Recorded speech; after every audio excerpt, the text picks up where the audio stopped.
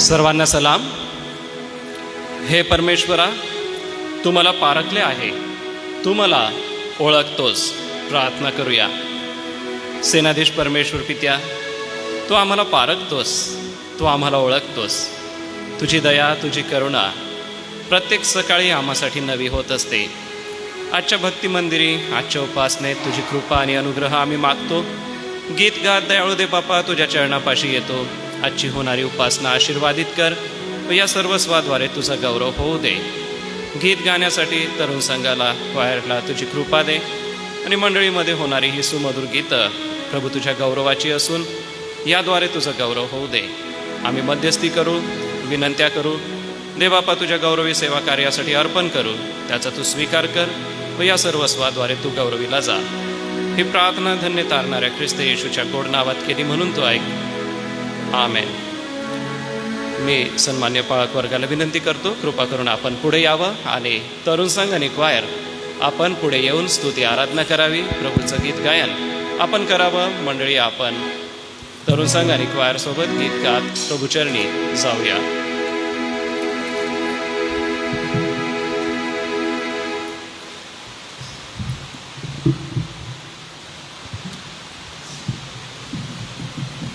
सर्वांना प्रभू येशूच्या नावात सलाम. पुन्हा एकदा आठवडाभराच्या व्यस्ततेनंतर आपण सर्व आपल्या जिवंत देवबापाच्या मंदिरात एकत्र आलो आहोत आणि म्हणून आम्ही सर्व मिळून उंच आवाजात प्रभूची स्तुती आराधना करू. सुंदर गीत आपण नेहमी गातो, आवाज उठाएंगे हम साज बजाएंगे, हे यीशु महान अपना यह गीत सुनाएंगे. आपण सर्व मिळून हे सुंदर गीत गाऊया.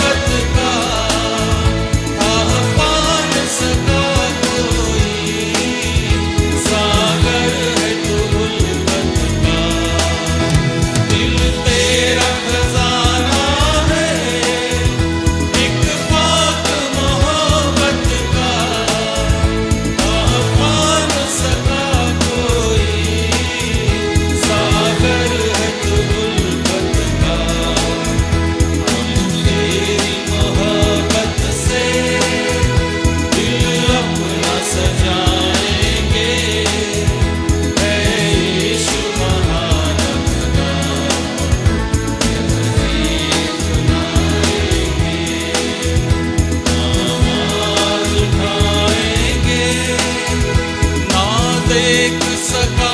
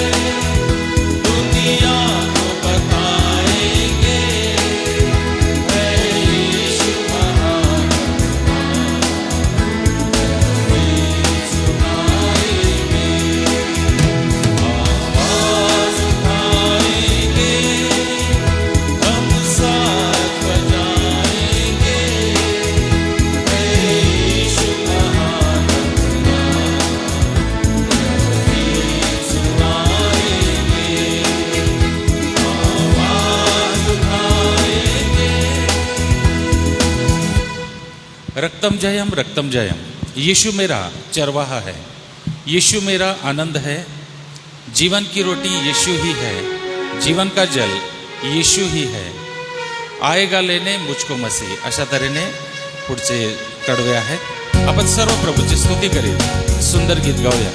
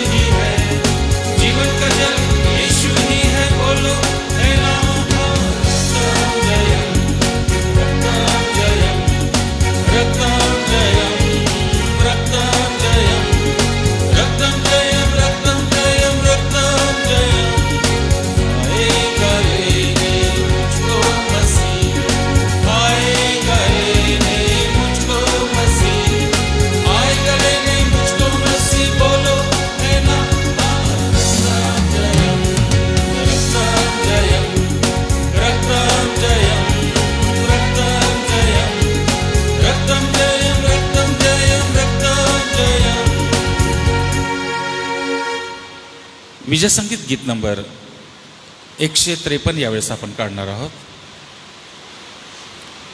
विजय संगीत गीत नंबर 153। तू बोलाविले सेवा कराया, प्रभू आलो आनंदे, तरी विश्वासे तुझ जवळी, मज नित्य राहू दे।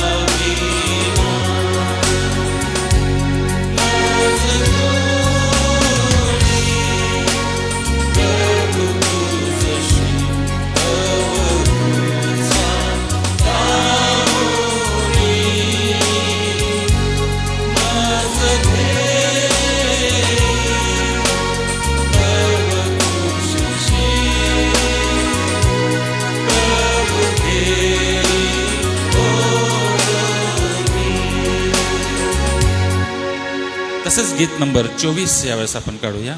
प्रभू आम्ही दीनप्राणी तुझं पुढे नमतो.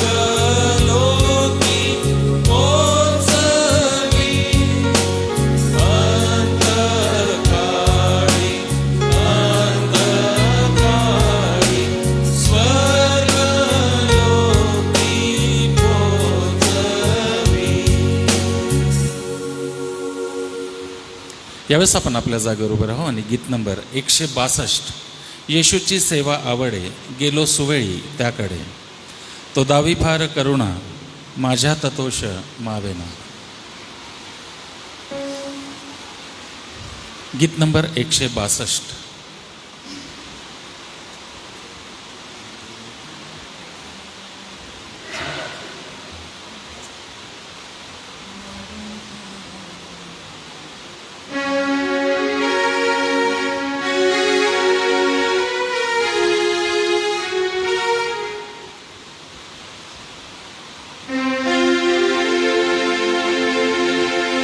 येशूची सेवा आवडे गेलो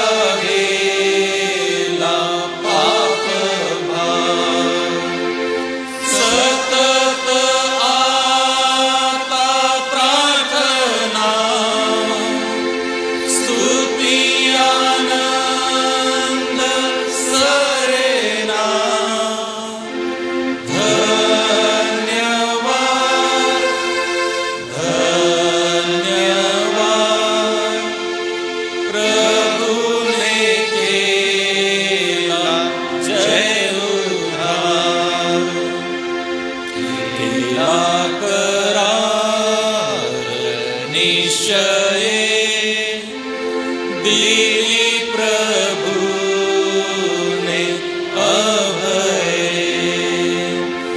अंदेशा का आता जीवा विसावा घे गौरवा धन्यवाद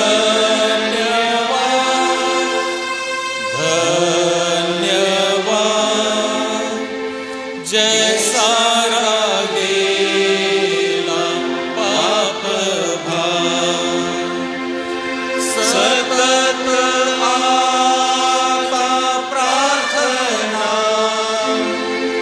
स्तुती आनंद सरेना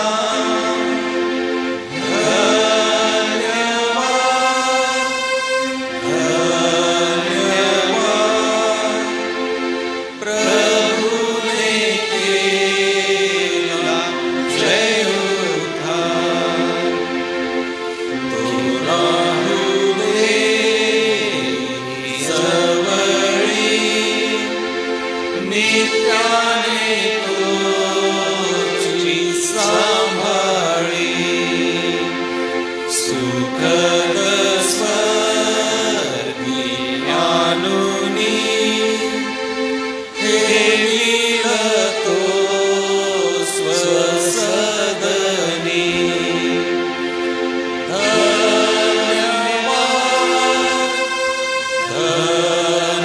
धन्यवाद जय सारा गेला पाप भार सतत आता प्रार्थना स्तुती आनंद सरेना धन्यवाद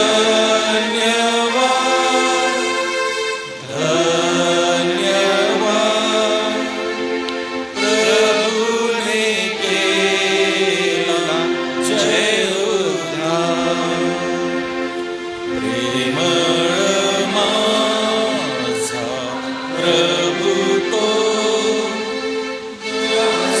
सुखी मी हर्षतो कातरू घोर धन्य मी करी उल्लास नेहमी धन्यवाद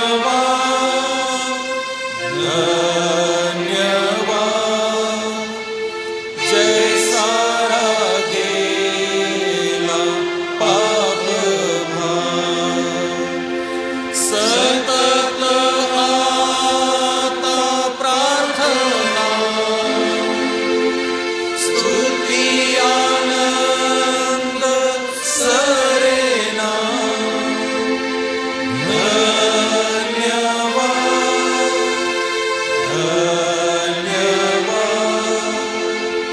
प्रभुने केला जय उद्धार आपण बसूया प्रार्थना करूया. प्रिय पित्या, आम्ही ही सुमधुर गीत गात तुझ्या चरणापाशी येतो. आजच्या या धन्यवादित वारी प्रभू पुन्हा एक वार तुझी करुणा नयावेने आम्ही भागतो. तुझ्या दयेने आणि अपार कृपेने आजची सुदीन सकाळ आम्हास मिळाली. ह्या पवित्र मंदिरामध्ये आम्ही एकत्र जमून प्रभुस्तुती आराधनेच्याद्वारे तुझा गजर करीत तुझ्या चरणी येत आहोत. आजच्या होणाऱ्या उपासनेला तुझा कृपेचा अनुग्रह दे. जे प्रियजन येत आहेत त्यांचं सुखरूप येऊन आमच्यासोबतची एकत्र सहभागिता व तुझ्या पवित्र वचनाची मननचिंतनाची संधी प्रत्येकासाठी आशीर्वादाची होऊ दे. ही प्रार्थना धन्य तारणाऱ्या ख्रिस्त येशूच्या नावाने केली म्हणून तो ऐक. आमेन. आज सकाळी आपण स्तोत्रसंहितेचं वाचन करत असताना स्तोत्रसंहिता 49 आपण काढूया. साम नंबर 49.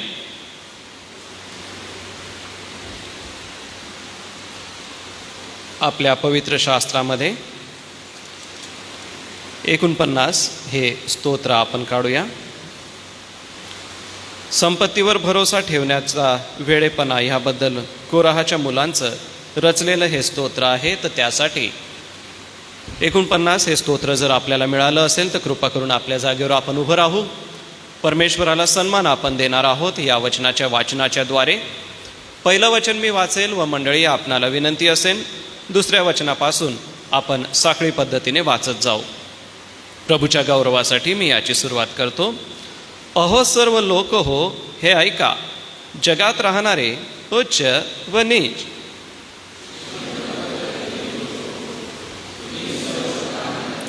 माझे मुख ज्ञान वदणार आहे, माझ्या मनचे विचार सुज्ञतेचे असणार.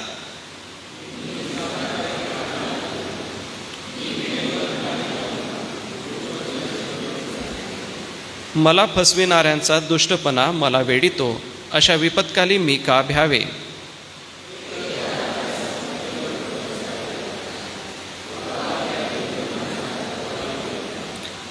कोणाही मनुष्यास आपल्या भावाला मुक्त करिता येत नाही किंवा त्याच्याबद्दल देवाला खंडणी देता येत नाही.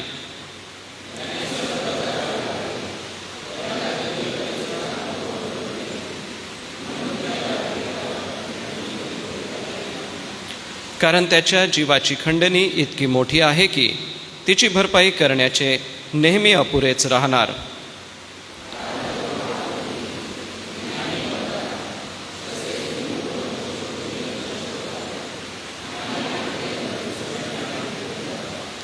त्यांनी आपल्या जमिनीवर आपली नावे दिली, तरी त्यांच्या कबराच त्यांची कायमची घरे आणि त्यांची पिढ्यानपिढ्याची वसतिस्थाने होतील.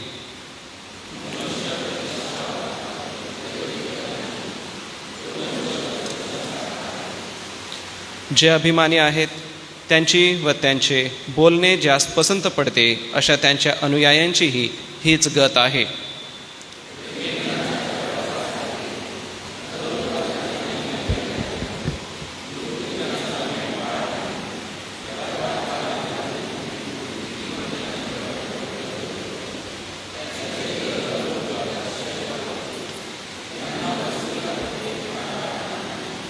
परंतु देव माझा जीव अधोलोकाच्या कब्जातून सोडवेल, कारण तो मला आपणाजवळ घेईल.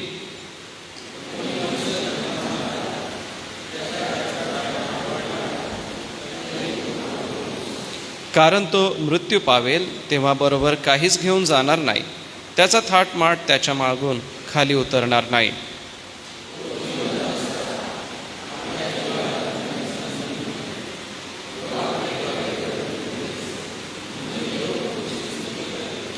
तरी तो आपल्या वडिलांच्या पिढीला जाऊन मिळेल, त्यांच्या दृष्टीस प्रकाश कधीच पडावयाचा नाही.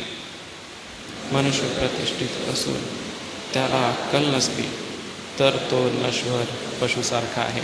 उभे असतानाच आपण आपला विश्वास जाहीर करूया आणि प्रेषितांचा मतांगीकार एका सुरात आपण म्हणू. सर्व समर्थ देव जो पिता, आकाश व पृथ्वी यांचा उत्पन्न करता, त्याचवर मी विश्वास ठेवितो आणि त्याचा एकुलता एक पुत्र येशू ख्रिस्त आमचा प्रभू, जो पवित्र आत्म्याच्या योगाने गर्भरूप झाला, कुमारी मरियेच्या उदरी जन्मास आला, पंत पिलाताच्या वेळेस ज्याने दुःख भोगिले, ज्याला वधस्तंभावर खिळले, जो मरण पावला व ज्याला पुरले, जो मृतलोकात उतरला व तिसऱ्या दिवशी मेलेल्यामधून पुन्हा उठला, स्वर्गात चढला आणि सर्व समर्थ देव जो पिता याच्या उजवीकडे बसला आहे. तेथून जिवंतांचा व मेलेल्यांचा न्याय करावयास जो येणार आहे, त्याचवर मी विश्वास ठेवितो. पवित्र आत्मा, पवित्र सार्वत्रिक मंडळी, पवित्र जनांचा सहभागीपणा, पापांची क्षमा, देहाचे पुनरुत्थान आणि सार्वकालिक जीवन याविषयी मी विश्वास धरितो. आमेन. धन्यवाद. बसूया आपण. पुन्हा एक वार आपण दयाळू परमेश्वर पित्याजवळ मध्यस्थी करूया.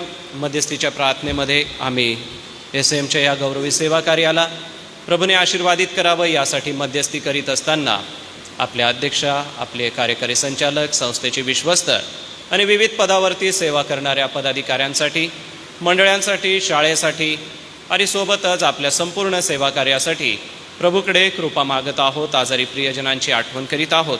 आज सकाळी आपण खुशी चांदेकर या छोट्या बालिकेसाठी प्रार्थना करूया. प्रभुदेबाप तिला आरोग्य पुरवित आहे. सोबतच मेरी देशपांडे सिस्टर यांचं नी रिप्लेसमेंटचं ऑपरेशन झालेलं आहे, तर आपण मेरी देशपांडे यांच्यासाठी विशेष प्रार्थना करूया. सोबतच प्रियजन हो, पंचमंडळ वडील वर्ग यांच्या नेमणुका आहेत, त्यांच्यासाठी देखील आपण प्रार्थना करणार आहोत. मी आपणासमोर ती वाचतो. आर्थिक वर्ष 1 एप्रिल 2026 ते 31 मार्च 2027 एका वर्षाकरिता सुवार्थ अलायन्स चर्च नंदुरबार कार्यक्षेत्रातील सर्व मंडळातील अध्यक्ष, सचिव, खजिनदार, वर्गणी मोजणारे वडील व पंचांची यादी सुवार्थ अलायन्स चर्च कार्यकारिणी ठराव क्रमांक 11 दिनांक 31 मार्च 2026 अन्वये नंदुरबार मंडळी. नावं व पद येणेप्रमाणे रेव्हरंड अनुप वळवी, पाळक अध्यक्ष, श्री प्रेमानंद लवणे, सचिव, वर्गणी मोजणारे व वडील, मिस मार्था सुतार, खजिनदार, वर्गणी मोजणारे व वडील, श्री सेबॅस्टिन जयकर, कार्यकारी सचिव, रेव्हरंड जे.एच. पठारे, रेव्हरंड एल.पी. वळवी, पास्टर राजीव मार्गे, सौ नूतन वर्षा वळवी, डॉक्टर राजेश टेमा वळवी, श्री सुरेश चांबिलसा, श्री सत्यजित नाईक, सौ नंदाताई नाठार, श्री संदेश यंगड, श्री हर्षानंद कालू, वर्गणी मोजणारे, श्री विजय गायकवाड, वर्गणी मोजणारे, श्री मनोज पवार, वर्गणी मोजणारे, श्री संदीप पाटील, श्री राजेंद्र व्यास, श्री सुरेश डोंगरे, डॉक्टर मधुकमल हिवाळे, सौ कुसुमताई व्यास, श्री दिलीप वळवी, श्री सुधीर साने, श्री संवेल वळवी, श्री विश्वास पाडवी वडील, श्री भानुदास केतू वळवी वडील, श्रीमती स्नेहलताबाई प्रेमदास कालू वडील, श्री दिलीप शशिकुमार नाईक वडील. वडील मंडळ, पंचमंडळ आपणा सगळ्यांची सेवा देबाप आशीर्वादित करो. आजच्या मध्यस्थीच्या प्रार्थनेत आपणासाठी प्रार्थना करूया. सोबतच दुधाळ्यासाठी पास्टर मनीष वळवी, सुवार्थिक अध्यक्ष, श्री हितेश वळवी, खजिनदार, सौ कांताबाई उत्तम गावित, दुधाळे. या सर्व प्रियजनांना प्रभुदेबाप आपली कृपा देव. या सगळ्यांच्या वतीने मी मध्यस्थीची प्रार्थना करतो. हे दयाळू देवबापा, आम्ही पुन्हा एक वार आजच्या या सकाळी तुझ्या चरणापाशी येऊन तुझी करुणा नव्याने आम्ही भाकत आहोत.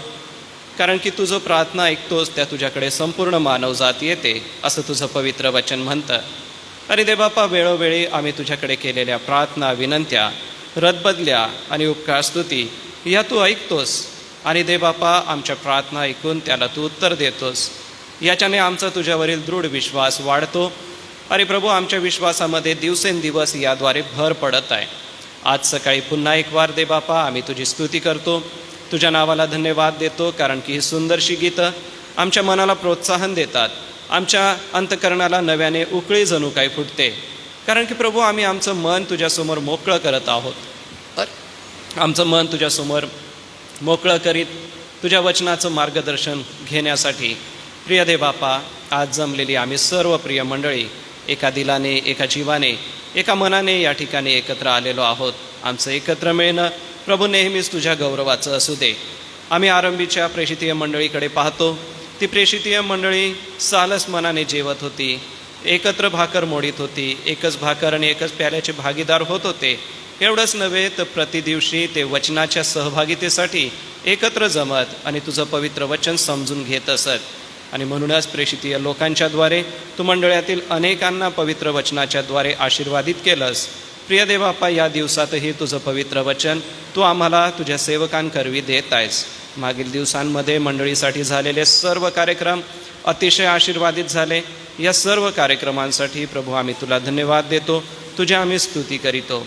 प्रार्थना करतो देवबापा, ह्या सर्व कार्यांचा एकच उद्देश आहे, तो म्हणजे प्रत्येक व्यक्तीला ख्रिस्तामध्ये स्थिर करणे. आणि म्हणूनच देवबापा, तुझ्या पवित्र वचनाची सुवार्ता आज प्रत्येक कानापर्यंत पोचलेली आहे, ती तू आशीर्वादित कर.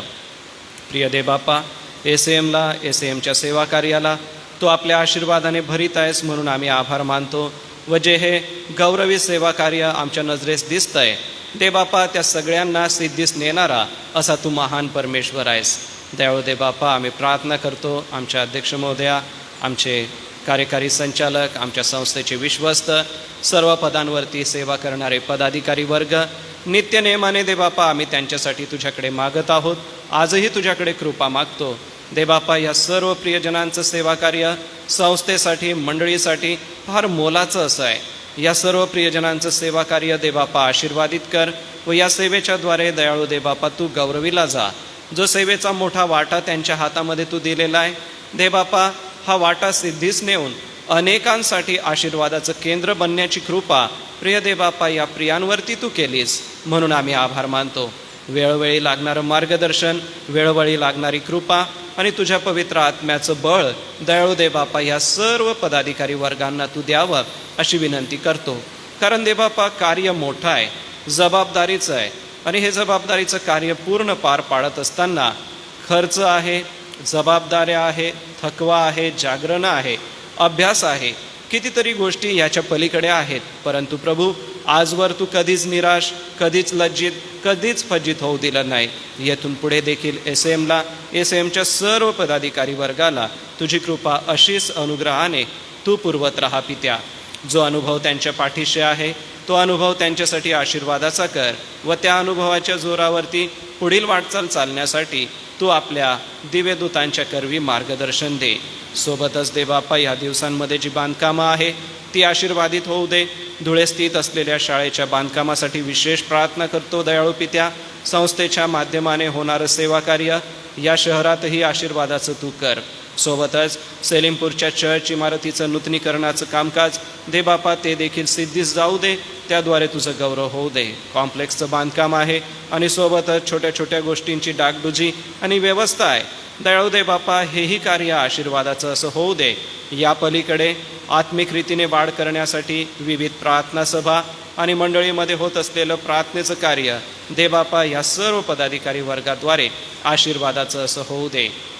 सोबत दे बापा आम्ही तुला धन्यवाद देतो मंडळ्यांसाठी, मंडळ्यांच्या सेवा कार्यासाठी. कारण की प्रभू दे बापा प्रत्येक मंडळी ही तू निर्माण केलेली आहे.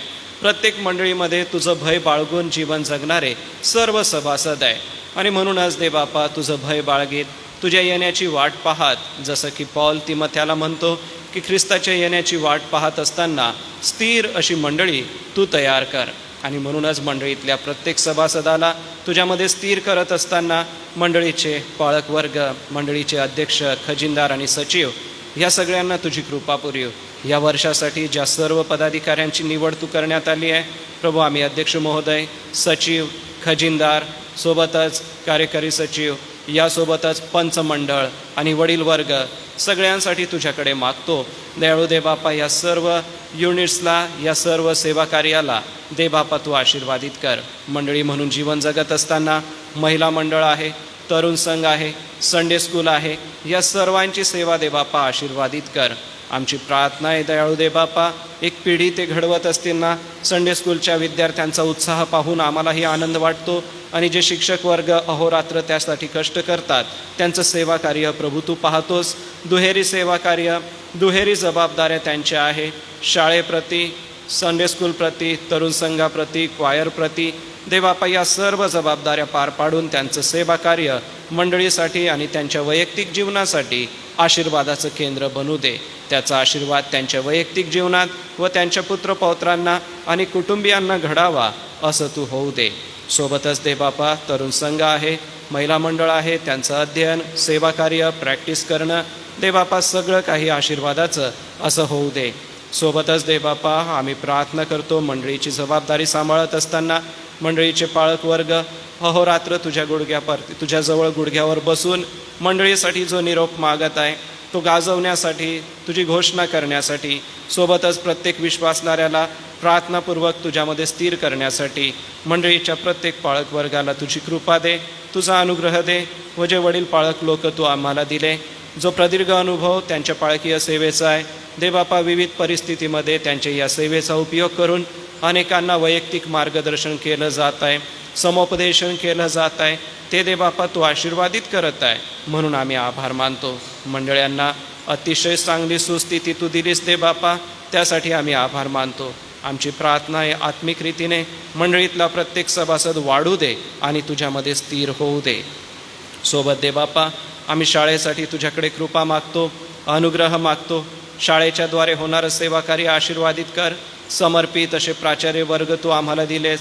आमचे सर्व पर्यवेक्षक, शिक्षक आणि शिक्षकेतर कर्मचारी, प्रिय देवबापा, आमच्या प्राचार्यांसाठी नेहमीच प्रार्थना आहे. व्यवस्थापन मोठं आहे, जबाबदारीचं काम आहे आणि हे सर्व पार पाडत असताना त्यांना तू सहाय्य कर.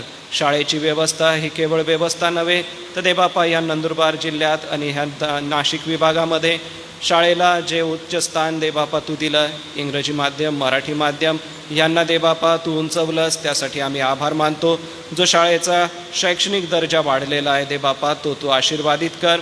आणि ज्या ज्या युनिट्सवरती जे जे प्रमुख आहेत त्या सर्व प्रमुखांना तुझी कृपा, तुझा अनुग्रह दे. तालुक्याच्या ठिकाणी असलेल्या आमच्या शाळा, ग्रामीण परिसरात असलेल्या आमच्या शाळा देवबापा, त्या सगळ्यांवरती व्यवस्थापन सांभाळत असताना प्राचार्य वर्गांना, शिक्षकांना देवबापा तुझी कृपा आणि अनुग्रह दे.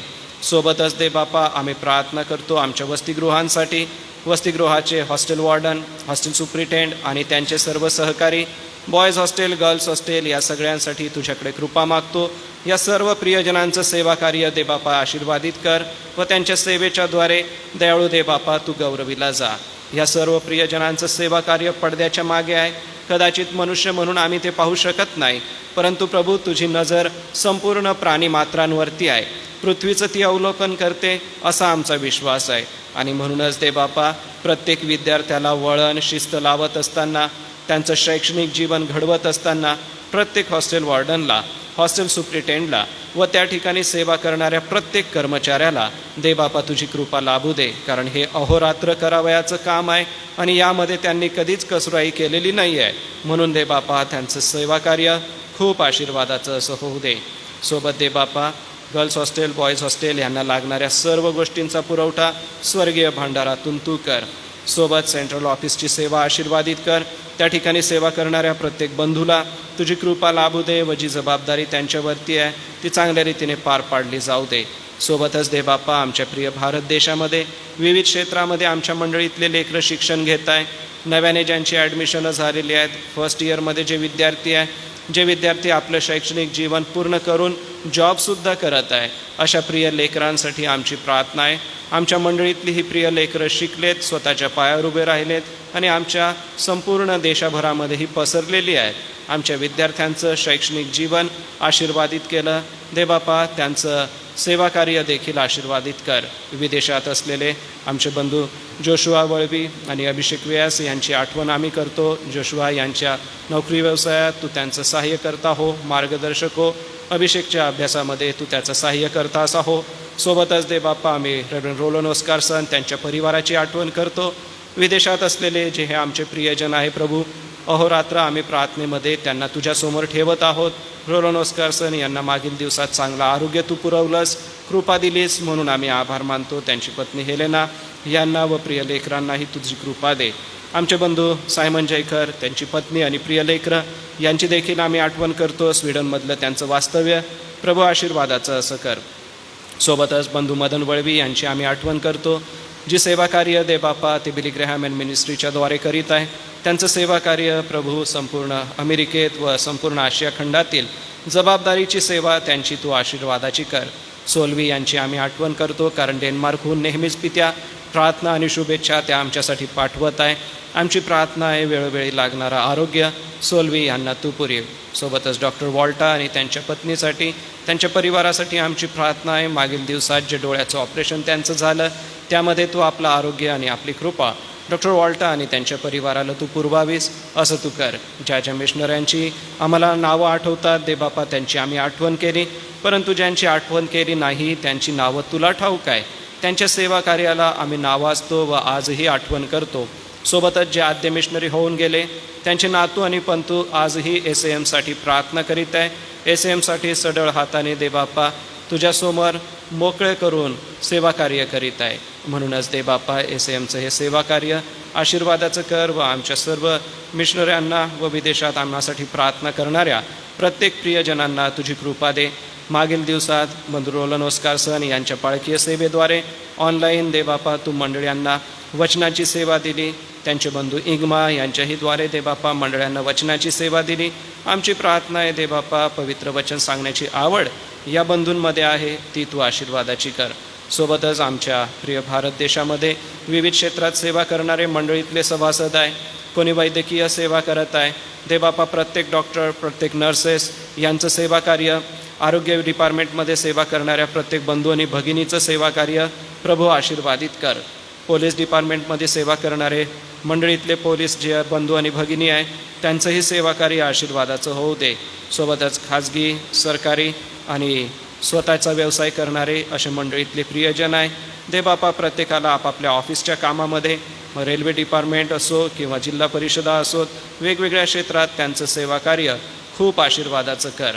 ख्रिस्ताचा परिमल त्यांच्या सेवेच्या द्वारे पसरू दे.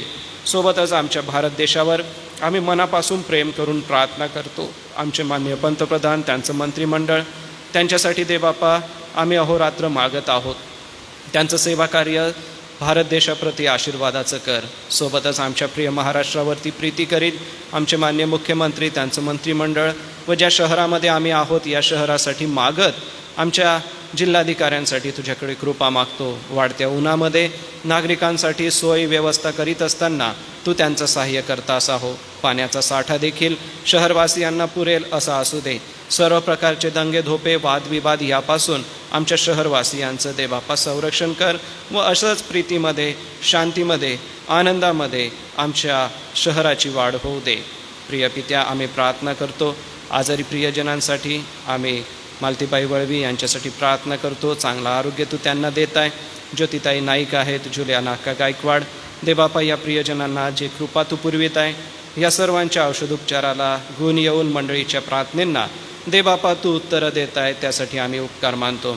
आम्ही सुरेश ठाकूर, आनंदीबाई जयकर, सापाबाई शिंदे यांची आठवण करतो. या सर्व प्रियजनांना तुझं आरोग्य आज हवं आहे देवबापा, ते तू दे. सोबतच राजेंद्र बोरा, अरुणा सितारी, कांता सिस्टर आहे, आम्ही आठवण करतो. या प्रियजनांना तू आपला अनुग्रह दे व चांगला आरोग्य स्वर्गीय भांडारातून बहाल कर. आम्ही लताबाई वळवी, विनोद वळवी, वसंत पाडवी, सौ पाडवी आहेत, जेहरसिंग वसावे आहेत, श्री पी डी लवणे आहेत, सुवार्ताबाई मसीदास, कामिनाबाई गायकवाड, अनुसयाबाई गायकवाड या प्रियजनांची आठवण करतो. प्रियपित्या, या सर्वांना चांगलं आरोग्य दे. शंवेल ठाकरे याला दे बापा तू शक्ती देत आहे चालता फिरता येण्याची, त्यासाठी आम्ही आभार मानतो. अर्धांगवायूच्या झटक्यातून सावरून आपलं दैनंदिन जीवन जगण्यासाठी तू शंवेल ठाकरे यांना शक्ती देत आहे देवबापा, त्यासाठी आम्ही आभार मानतो. सोबत देवबापा आम्ही नलिनीबाई मोजेस, आनंदीबाई पवार यांची आठवण करतो. मंडळीतल्या या वृद्ध मातांना तुझा अनुग्रह लाभू दे. सोबतच आम्ही सुशाकांची आठवण करतो देवबापा. पद्माबाई साळवे आहेत, दुर्गाबाई वळवी, कौशल्याबाई सोनेरी, लवणे आंटी आहेत, चांदेकर सिस्टर आहेत, सोबतच शिंपी सिस्टर आहेत देवबापा. या प्रियांची आम्ही आठवण करतो. या सर्व प्रियजनांना सहाय्य कर. आपापल्या प्रती जी सेवा त्यांनी सामाजिक क्षेत्रामध्ये केलेली आहे, मंडळीसाठी केलेली आहे देवबापा, ती तू पाहिलेली आहे आणि त्यांच्या सेवेचं प्रतिफळ तू त्यांच्या वैयक्तिक जीवनात, कौटुंबिक जीवनात तू देत आहे. म्हणून देवबापा, मंडळीतल्या या वडील मातांना आम्ही पुन्हा एक वार तुझ्या हातामध्ये समर्पित करतो. आज सकाळी खुशी चांदेकर या छोट्या बालिकेसाठी विश्वासाने प्रार्थना करतो देवबापा. वेळोवेळी तिला आरोग्य हवं आहे, ते आरोग्य तू आपल्या स्वर्गीय भांडारातून पुरव. चांगलं आरोग्य तू तिला दे आणि तिच्या आरोग्यदायी जीवनाच्याद्वारे पित्या तू गौरविला जा. सोबतच देवबापा आम्ही मेरी देशपांडे सिस्टरांची आठवण करतो. मागील दिवसात नी रिप्लेसमेंटच्या ऑपरेशनमध्ये तू त्यांना सहाय्य केलं. आता चालता फिरता येण्याची शक्ती तू त्यांना दे. आपली कृपा आणि अनुग्रह तू त्यांना पुरव. चांगलं सुदृढ आरोग्य तू त्यांना दे आणि आपली कृपा त्यांच्यावर ठेव. सोबतच देवबापा आम्ही तुला धन्यवाद देत प्रार्थना करतो. मंडळीसाठी होणारे हे सर्व कार्य आशीर्वादित कर. पिंपळद या ठिकाणी होणारा जो आत्मिक मेळावा आहे त्याच्यासाठी आमची प्रार्थना आहे. त्यांच्या विनंतीस्तव देवबापा विश्वासणारे म्हणून आम्ही तुझ्याकडे मागतो. त्यांचं मेळा कार्य, सेवा कार्य आशीर्वादाचं असं होऊ दे. सोबत देवबापा सुंदरशा या पवित्र मंदिरामध्ये येऊन आम्ही गीत गातो, तुझी स्तुती करतो, तुला धन्यवाद देतो, प्रार्थना, मध्यस्थी आणि रदबदल्या करतो. याला सुंदर सुशोभित करण्यासाठी ज्या आमच्या महिला शिक्षिका कष्ट करतात देवबापा, अशा सर्व महिला शिक्षिकेंना तुझी कृपा आणि अनुग्रह दे. जरी पित्या आम्हाला सगळ्यांची नावं ठाऊक नाही तरी देवबापा या ठिकाणी काम करणारे हात तू पाहिलेले आहे आणि चर्चला अधिक सुशोभित कसं करावं, सुंदर कसं करावं आणि याच्याद्वारे आमचं मन प्रफुल्लित होतं, आनंदित होतं व तुझ्या समक्षतेचा नव्याने आम्हाला आनंद मिळतो. आणि म्हणूनच देवबापा मंदिराची सेवा याचा आशीर्वाद खूप मोठा आहे, कारण की शमूएल मंदिरात सेवा करीत असे आणि त्याच्या या सेवेला तू आशीर्वादित केलं व एक चांगला याजक इस्रायली समाजाचा तू निर्माण करून घेतलास. म्हणून दे बापा, तू कधी कोणाचं ऋणी राहत नाही. म्हणून मंदिरातली ही जी मौल्यवान सेवा व्यवस्थापनाची आहे, सोबतच दे बापा विविध क्षेत्रामध्ये मार्गदर्शनाची आहे. आमचे सर्व पंचमंडळ ते करत आहे, आमचं वडील मंडळ, आमचं अध्यक्ष महोदय, सोबतच आमचं सचिव, खजिनदार, हे सर्व दे बापा मोठ्या हिरिरीने, मोठ्या जबाबदारीने आपली सेवा पूर्ण करत आहे. म्हणून दे बापा या नवीन वर्षासाठी ज्या प्रियजनांची नेमणूक झालेली आहे त्या प्रत्येक पंचमंडळाला, त्या प्रत्येक वडील मंडळाला, त्या प्रत्येक खजिनदार, सचिव आणि अध्यक्षाला तुझी कृपा दे, तुझा अनुग्रह दे. स्थानिक नंदुरबार मंडळीसाठी या सर्व प्रियजनांची सेवा आशीर्वादाची अशी कर. यासोबतच काउन्सिलच्या आमच्या ज्या सर्व 17 मंडळी आहेत दे बाप्पा, त्या सगळ्यांसाठी आम्ही मागतो. या सर्व मंडळांमध्ये होणारे सर्व सेवा कार्य दे बाप्पा तू आशीर्वादित कर. नवनियुक्त जे सर्व अध्यक्ष आहेत, खजिनदार आहेत, सचिव आहेत, पंचमंडळ आहे आणि सोबतच पाळक वर्ग आहे, पाळकीय सेवेच्या अनुषंगाने आपापल्या विविध क्षेत्रामध्ये जाऊन सेवा करण्याची पाळकीय सेवेची संधी आहे, ती दे बापा पाळक वर्गासाठी, मंडळीसाठी आशीर्वादाची कर. मंडळी एक कुटुंब म्हणून आम्ही जीवन जगत आहोत आणि आमचं हे कौटुंबिक जीवन अनेकांसाठी आशीर्वादाचं असं होऊ दे. दयाळू पित्या, पुन्हा एक वार पंचमंडळाला, वडील वर्गाला, सर्व पदाधिकारी वर्गाला तुझ्या हातामध्ये समर्पित करतो. आजारी प्रियजनांसाठी तुझ्याकडे मध्यस्थी करीतो आणि तुझी कृपा लाभावी अशी सदैव विनंती करीत आभार प्रदर्शनासह, विनंत्यांसह ह्या सर्व मध्यस्थीच्या प्रार्थनेला तुझ्यासमोर दे बापा आम्ही स्वतः सादर होतो. आम्हाला तू सहाय्य कर. ही प्रार्थना धन्य तारणाऱ्या ख्रिस्त येशूच्या गोड नावात केली म्हणून तो ऐक. आमेन. प्रियजन हो, यावेळेला आपण दान अर्पण करणार आहोत. तर दान अर्पणासाठी क्वायर, तरुण संघ आपण पुढे यावं, गीत गायन करावं आणि हे गीत होत असताना आपण आणलेलं दान प्रभूच्या भांडारात अर्पण करूया.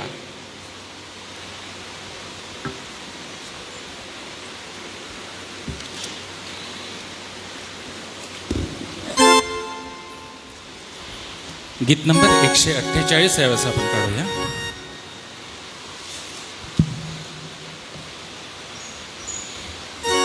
गीत नंबर 148.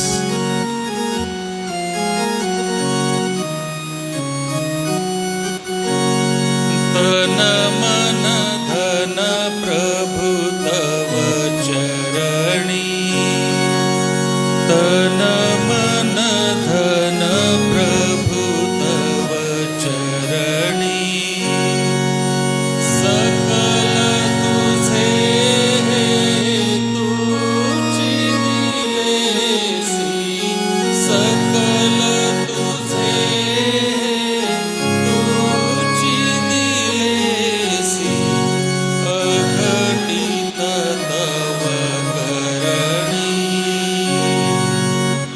तन मन धन प्रभु तव चरणी.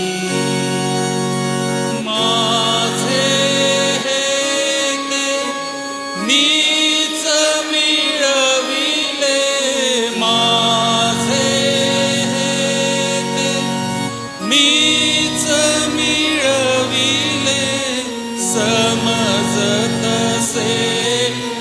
अभिमाने पूर्वी, समजतसे अभिमाने पूर्वी, आता भेद मनी, तन मन धन प्रभु तव चरणी.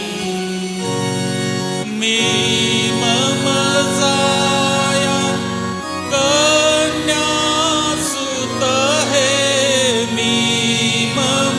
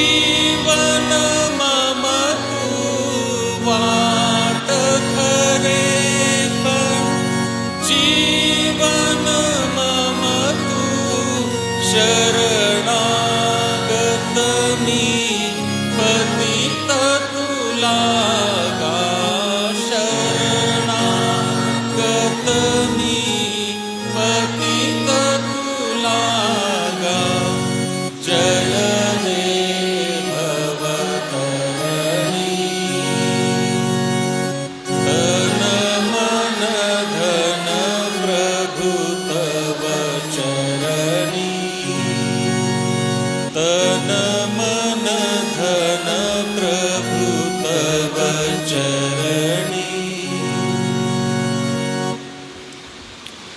प्रियजनो, या दानार्पणासोबतच ज्या प्रियांचे जन्मदिवस आहे आपण तसं सुचवा, आपणासाठी प्रार्थना करण्यात येईल। माझ्याकडे असलेल्या मंडळीच्या यादीप्रमाणे आज दीना रावडे, अनुष संजय जाधव, शोभा करमरकर यांचा जन्मदिवस आहे। मंडळीच्या वतीने आपणाला शुभेच्छा देतो। सोमवारी सुमित नाथानी, सौ सुषमा डोंगरे सिस्टर। मंगळवारी श्री सचिन चतुर, प्रतीक करमेकर, स्वप्नील मोजेस, अनुष्का किरण वळवी, सुधाबाई पाटील, मोनालिसा यंगड, ऑलिव्हा एलिस। बुधवारी सौ विमलबाई पाडवी, अर्पित साठे। गुरुवारी ग्लोरिया झालटे। शुक्रवारी reverend Roland Oscarsson, Jay Akash Jaware, साक्षी ठाकूर। शनिवारी शकायना वसावे आणि रज्जू वळवी यांचा जन्मदिवस आहे। मंडळीच्या वतीने मी आपणाला शुभेच्छा देतो। सोबतच रिचा अभिजित वळवी हिच्याकडून उपकार स्तुतीचं दान आहे, ते मी प्रभूच्या भांडारात अर्पण करतो। डॉक्टर राजेश केमू वसावे यांच्याकडून दशमांश आहे, तो मी प्रभूच्या भांडारात अर्पण करतो। सौ शारदाबाई सुरेश गावित, राहणार जैन कॉलनी यांच्याकडून दशमांश आहे आणि संदीप पाडवी व वसंत पाडवी यांच्याकडून दशमांश आहे, तो मी प्रभूच्या भांडारात अर्पण करतो। यासोबतच सकुबाई नाईक यांच्याकडून दशमांश आहे। ग्लोरी एस घुमारे यांच्याकडून उपकार स्तुती आहे। सौ उषा सुरेंद्र वळवी यांच्याकडून दशमांश आहे आणि आकाश जयानंद जावरे यांच्याकडून दशमांश आहे, तो मी प्रभूच्या भांडारात अर्पण करतो। मी सन्माननीय रेव्हरंड जयेश पठारे पाळक साहेब आपणाला विनंती करणार आहे, आपण दानार्पण व जन्मदिनाच्या प्रार्थनेसाठी पुढे येऊन प्रार्थना करावी।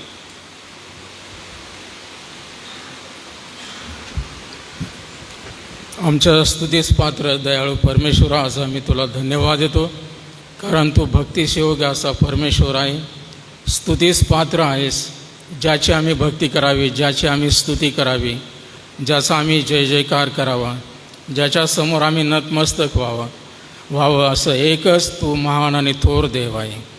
आज आम्ही तुला या सकाळी शरण येऊन पुन्हा एक वार उंचावितो, स्तवितो, तुझा जय जयकार करतो, कारण तू राजांचा राजा आणि प्रभूंचा प्रभू आहे। आज त्या देवाची भक्ती आराधना गीतं गाऊन तुझी स्तुती केलेली आहे। सोबतच प्रभू आम्हाला तुझ्या आज्ञा दिलेल्या आहेत आणि त्या आज्ञा पाळून आम्ही तुझ्यावर प्रीती करत आहोत हे दर्शवण्यासाठी देवापा तू आम्हाला लावून दिलेले नियम आम्ही पाळून आशीर्वादित व्हावं ही तुझी इच्छा आहे। म्हणून प्रभू या भक्तीमध्ये आम्ही कोणी रिक्त हस्ते न येता तुला अर्पण करण्यासाठी जे काही आमच्या हातामध्ये अल्पस आहे ते आम्ही तुझ्या भांडारामध्ये अर्पिलेलं आहे। अनेकांना प्रभू आपल्या कमाईमध्ये आशीर्वाद दिलास, त्यांच्या प्रभू व्यवसायामध्ये, नोकरी कामधंद्यामध्ये तू त्यांना आशीर्वादित केलं आणि म्हणून प्रभू ज्या प्रियांनी आपला नियमित दशांश तुझ्या भांडारामध्ये सादर केलेला आहे, प्रभू आम्ही प्रार्थना करतो हे सर्व स्तुतीचे अर्पण, हा दशांश प्रभू ह्या देणग्या तुझ्या चरणापाशी आम्ही अर्पण करतो, त्याचा तू स्वीकार कर आणि प्रभू हे दान तू आशीर्वादित कर, बहुगुणित कर आणि ज्या भांडारात जाईल ते भांडार तू समृद्ध कर। यामधून अनेक पवित्र जनांच्या गरजा भागू दे आणि तुझ्या अनेक जीवात्मे तुझ्या राज्यात येऊ दे अशी आम्ही प्रार्थना करतो।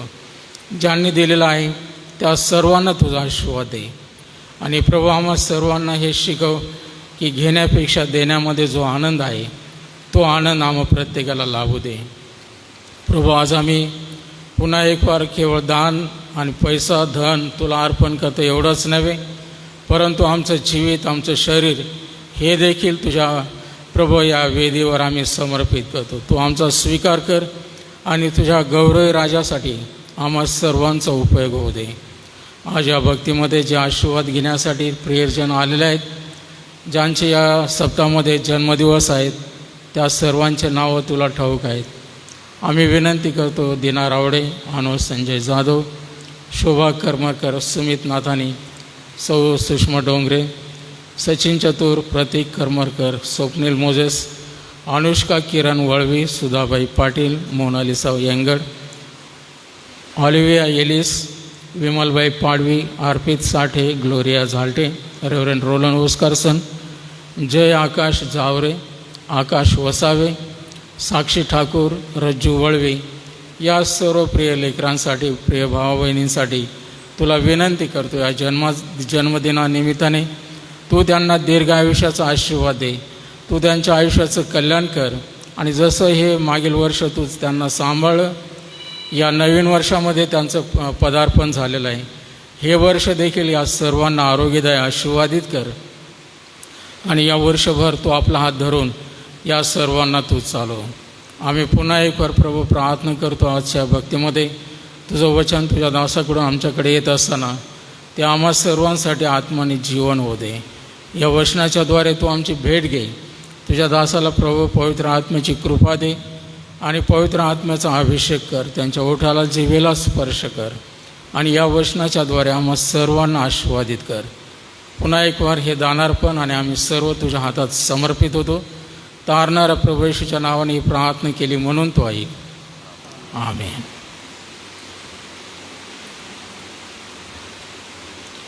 सूचना आहेत प्रियांनो सप्ताहासाठी. बुधवारी सायंकाळी 4 वाजता महिला मंडळाची सभा चर्चमध्ये घेण्यात येईल. शनिवारी सायंकाळी 6:30 वाजता तरुण संघ चर्चमध्ये भरवण्यात येईल. येत्या रविवारी दिनांक 19 एप्रिल 2026 रोजी वचनाची सेवा सन्मान्य रेव्हरंड LP वळवी पाळकसाहेब हे करतील. सोबतच अल्फा ओमेगाचं मासिक आलेलं आहे. श्री अंजय वळवी सरांकडे याची प्रत आहे. चर्च सुटल्यानंतर आपण श्री अंजय वळवी सरांकडून अल्फा ओमेगा यांची प्रत घ्यावी.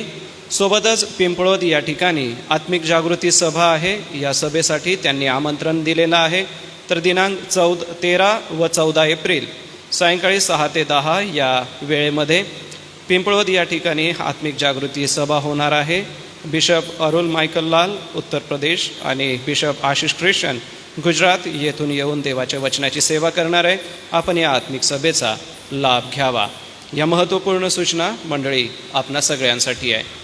प्रियजन हो, यावेळेला आपण एक अर्पणविधी करणार आहोत. श्री अभिजित वळवी आणि त्यांची पत्नी आपल्या प्रिय मुलीचं प्रभूला अर्पण करणार आहेत. तर त्यासाठी मी क्वायरला विनंती करतो गीत गायनाच्या सेवेसाठी आपण पुढे यावं. यासोबतच वडील मंडळाला माझी विनंती आहे, आपण हे गीत होत असताना पुढे यावं आणि मंडळी कृपा करून आपण आपल्या जागेवर आपण उभं राहूया आणि आपण गीत गायन करणार आहोत. गीत गायन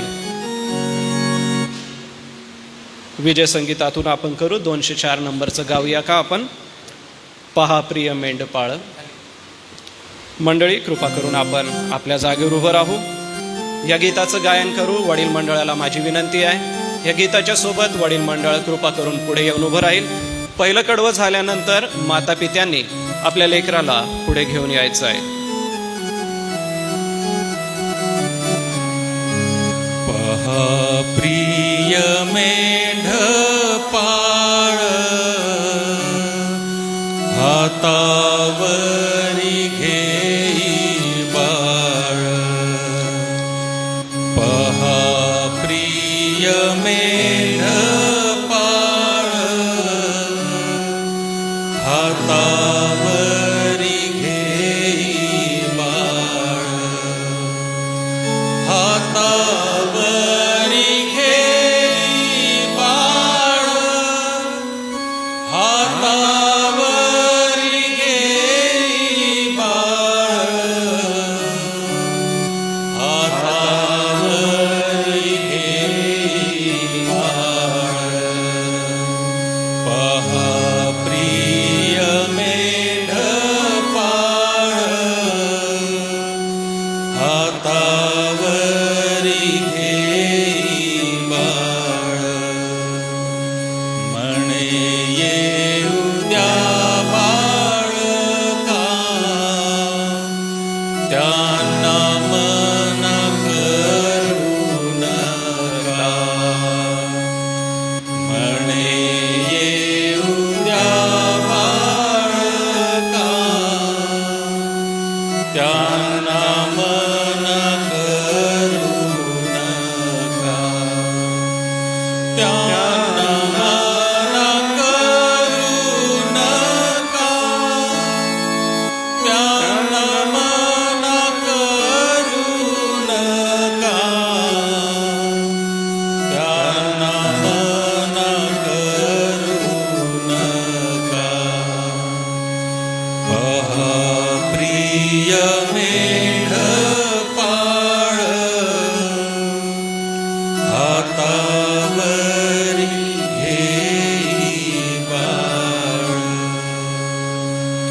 थांबूया आपण. मंडळी, कृपा करून आपण बसावं.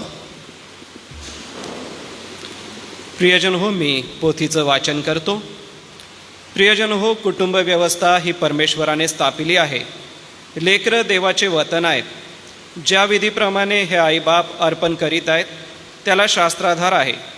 जुन्या करारात हन्नेने शमूएल बाळाचे प्रभूला अर्पण केले. नव्या करारात मायेने बाल येशूस देवळात आणले. आणखी प्रभूला जेव्हा आपल्या शिष्यांना नम्रतेचा धडा शिकवायचा होता तेव्हा त्याने एका बालकास त्यांच्यामध्ये ठेविले. मार्काने लिहिलेल्या शुभवर्तमानातील अध्याय 10 वचन 13 ते 16 मधील वचने ऐका. लोकांनी त्याचकडे बाळकास आणले यासाठी की त्यांनी त्यास स्पर्श करावा, परंतु शिष्यांनी आणणाऱ्यास दटाविले. ते पाहून येशूला फार वाईट वाटले आणि तो त्यास म्हणाला, बाळकास माझ्याजवळ येऊ द्या, त्यास मना करू नका, कारण देवाचे राज्य असल्यांचेच आहे. मी तुम्हास खचित सांगतो, जो कोणी बाळकासारखा होऊन देवाच्या राज्याचा स्वीकार करणार नाही त्याचा त्यात प्रवेश होणार नाही. तेव्हा त्याने त्यास कवटाळून व त्याचवर हात ठेवून त्यास आशीर्वाद दिला. ही मातापितरे या गंभीर विधीच्या अनुकरणाकडून आपली बालके देवाची आहेत असे दर्शवितात आणि त्याच्या सेवेसाठी व गौरवासाठी त्यांना बोध आणि शिक्षण देण्याकरिता त्याच्याकडून हे मौल्यवान जीव पवित्र ठेव म्हणून आपण परत प्राप्त करून घ्यावे असे इच्छिता. यावेळेला या मातापित्यांना मी प्रश्न विचारतो, त्याची उत्तरं त्यांनी द्यायची आहे.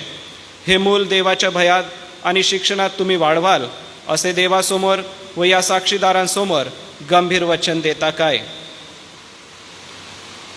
हिच्यावरती देवाचा हक्क आहे हे सुरुवातीपासून मनावर बिंबवून हिला प्रभू येशू ख्रिस्त हाच आपला तारणारा आहे हे स्वीकारता यावे म्हणून तुम्ही मार्गदर्शन कराल असं वचन देता काय? तुम्ही आईबाप तुम्हाला शक्य होईल तितकं दैवी आणि योग्य प्रकारे जीवन जगून हिच्यासमोर आदर्श ठेवण्याचे वचन देता काय? हे मूल देवाला त्याच्या सेवेसाठी आपण समर्पित करत आहोत हे गंभीरपणे तुम्ही कबूल करता का? तुम्ही हिच्याबरोबर व हिच्यासाठी प्रार्थना कराल काय? पवित्र शास्त्रातील तत्वे सत्ये तुम्ही हिला शिकवाल काय? देवाचे वचन वाचण्यास, प्रार्थना करण्यास आणि शुद्ध जीवन जगण्यास तुम्ही हिला शिकवाल काय? तुमच्या जीवनात हिला ख्रिस्त दिसावा म्हणून हिच्यासमोर तुम्ही धार्मिक जीवन जगाल काय? तुम्हाला जितके शक्य असेल तितके करून तुमच्या कुवतीप्रमाणे व ज्ञानाप्रमाणे देवाच्या सहाय्याने हिला प्रभू येशू ख्रिस्ताची माहिती आणि त्याच्यावरील विश्वास समजावा म्हणून तुम्ही सर्व काही कराल काय? बरं, या प्रिय बालिकेचं नाव रिचा असं ठेवण्यात येत आहे. मंडळी, मी पुन्हा एक वार आपणाला विनंती करेन, आपल्या जागेवर आपण उभं राहू. वडील मंडळाला माझी विनंती असणार आहे, आपण आपला उजवा हात या बालकाकडे करावा.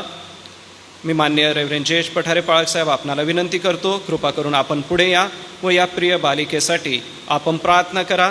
पाळक साहेबांच्या प्रार्थनेनंतर आपण प्रभूची प्रार्थना बोलणार आहोत.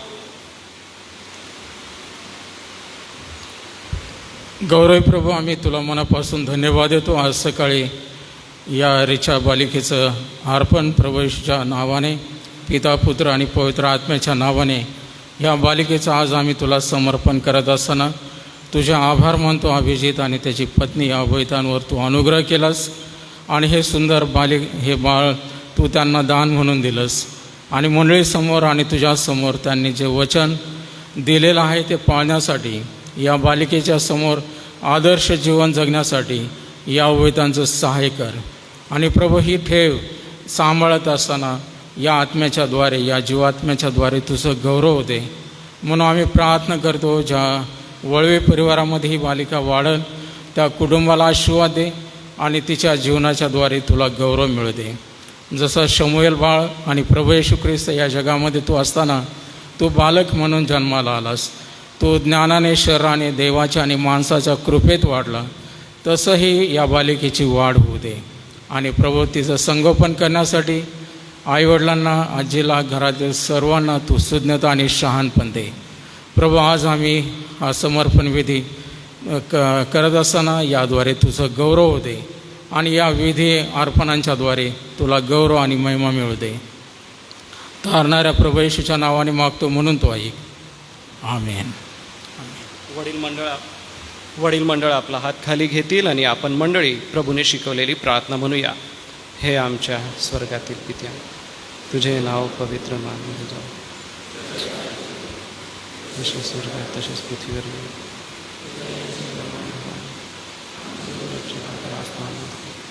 आणि जसे आम्ही आमच्या ऋणास ऋण चलितो तसेच तू आमचे ऋणे आम्हास कर आणि आम्हास परीक्षेत आणू नकोस, तर आम्हा सर्व वाईटापासून सोडी, कारण की राज्य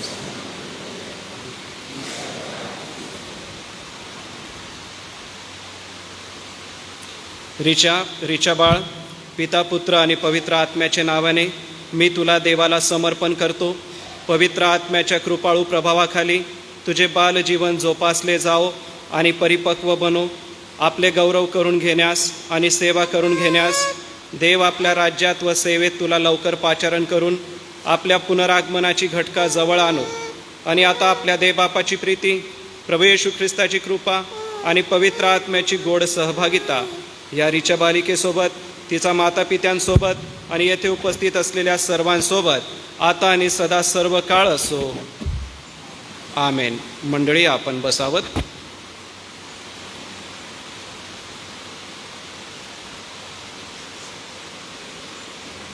मी वडील मंडळाचं मनापासून आभार मानतो. या विधीसाठी आपण केलेली सेवा प्रभू आशीर्वादित करो.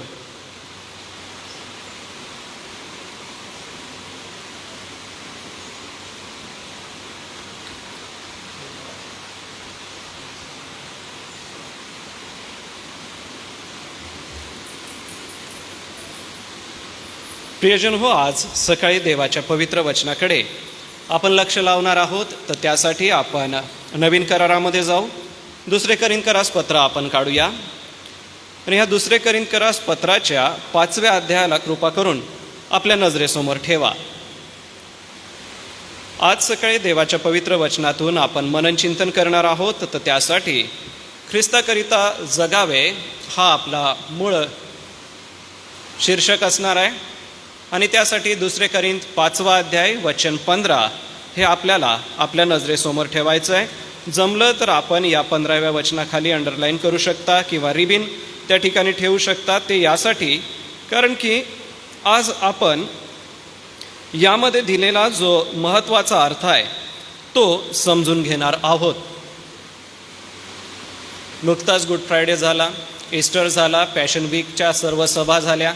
अतिशय आशीर्वादित रीतीने आपण सगळ्यांनी त्यामध्ये सहभाग घेतला. आपल्या प्रत्येकाच्या आत्मिक जीवनाची वाढ त्याद्वारे झाली असा माझा विश्वास आहे.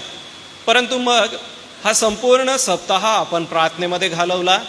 ख्रिस्ती व्यक्ती म्हणून जीवन जगत असताना केवळ तेवढेच दिवस नव्हे तर प्रत्येक दिवस आम्हाला ख्रिस्तासाठी जगायचं आहे. आणि आता ईस्टर नंतर नेमकं काय करायचं हा प्रश्न जर तुमच्या मनात असेल किंवा ख्रिस्ती व्यक्तीने आपलं जीवन कसं जगावं ह्याबद्दलचं जर मार्गदर्शन आपल्याला हवं आहे तर हे सुंदरसं 15वं वचन आपल्यासाठी आहे. बघा, पवित्र शास्त्रात मी तुम्हा सगळ्यांसाठी वाचतो. आणि तो सर्वांसाठी ह्याकरिता मेला की जे जगतात त्यांनी पुढे स्वतःकरिता नव्हे तर त्यांच्यासाठी जो मेला व पुन्हा उठला त्याच्याकरिता जगावे. पहा पुन्हा एक वार आपल्या पवित्र शास्त्रात कोण कोणासाठी मेलेला आहे आणि कोणाला कोणासाठी जगायचं आहे. बघा बरं, पवित्र शास्त्र आम्हाला असं म्हणतं, हे वचन आम्हाला असं म्हणतं, तो सर्वांसाठी ह्याकरिता मेला की, तो म्हणजे प्रभू येशू ख्रिस्त सर्वांसाठी मेला, यासाठी मेला की जे जगतात ते कोण? तुम्ही आणि मी. तर पुढे स्वतःकरिता नव्हे, तर कोणी स्वतःकरिता नव्हे? तुम्ही आणि मी. तर त्याच्यासाठी म्हणजे जो मेला व पुन्हा उठला त्याच्याकरिता जगावे. याचा अर्थ प्रत्येक ख्रिस्ती व्यक्तीने प्रभू येशू ख्रिस्ताकरिता जगावं हे त्याच्यासाठी बंधनकारक आहे. प्रत्येक ख्रिस्ती व्यक्तीने ख्रिस्ताकरिता जगावं हे त्याच्यासाठी महत्त्वाचं आहे. बघा, फक्त याच वचनावरती आपण मनन करणार आहोत. अरे, ख्रिस्तासाठी कसं जगायचं ह्याचं मार्गदर्शन दुसरे करिंथ याच पुस्तकामधून आपण घेणार आहोत. काही उदाहरणं आपण बघू. परंतु सांगायचं आणि विचार करण्याचा मुद्दा हा आहे की आम्हाला ख्रिस्तासाठी जगायचं आहे. कारण ख्रिस्त आमच्यासाठी मेला, ख्रिस्त आमच्यासाठी उठला, पुनरुत्थित झाला. याची आठवण आपण गेल्या सप्ताहामध्ये केलेलीच आहे. मग ख्रिस्त तुमच्या आणि माझ्यासाठी पुनरुत्थित झालेला आहे. ख्रिस्त वधस्तंभावर तुमच्या आणि माझ्यासाठी मेला होता, तर आता तो जिवंत झाला आहे, तर मग माझं जगणं हे त्याच्यासाठी असलं पाहिजे. वधस्तंभावरील ख्रिस्ताला आम्ही कशा रीतीने स्वीकारलं, पुनरुत्थित झालेल्या ख्रिस्ताला आम्ही ज्या पद्धतीने स्वीकारलं, ते आता आम्हाला आमच्या जीवनातून दाखवायचं आहे. कारण आता आम्हाला जगायचं आहे ते ख्रिस्तासाठी. आज जर तुम्हाला आणि मला कोणी प्रश्न विचारला की तुम्ही कोणासाठी जगता, तर आपली वेगवेगळी उत्तरं असू शकतात. कोणी आपल्या लेकरांसाठी जगत असेल, कोणी आपल्या कुटुंबासाठी, कोणी आपल्या मातापित्यांसाठी, कोणी आपल्या जबाबदाऱ्यांसाठी. मानवी दृष्टिकोनाने ही उत्तरं चुकीची नाही आहेत, परंतु पवित्र शास्त्राखाली जर आपण स्वतःला पडताळून पाहिलं, तर आमच्या स्वतःची ज्या वेळेला परीक्षा होते किंवा आमच्या स्वतःला जर आम्ही तपासतो, तर माझं जगणं कोणासाठी आहे, माझं जगणं कशासाठी आहे, हे आपल्याला ह्या पवित्र वचनातून दिसून येतं. प्रिय बिली ग्रॅहम हे एक फार चांगले लेखक आहे, एक उत्कृष्ट प्रचारक आहे. त्यांनी फार सुंदर पुस्तक लिहिलेलं आहे. पुस्तकाचं नाव आहे लिव्हिंग इन ख्राइस्ट. मी ते डाउनलोड करून ठेवलेलं आहे. कोणाला हवं असेल तर चर्च सुटल्यानंतर आपण माझ्याकडून ते PDF स्वरूपामध्ये घेऊन जा. तर या पुस्तकामध्ये त्यांनी असं म्हटलेलं आहे की ख्रिस्ताकरिता जगणं म्हणजे नेमकं काय आहे. तर ख्रिस्ताकरिता जगणं म्हणजे मी माझा मीपणा सोडून माझ्या त्या ख्रिस्ताला जागा देणे.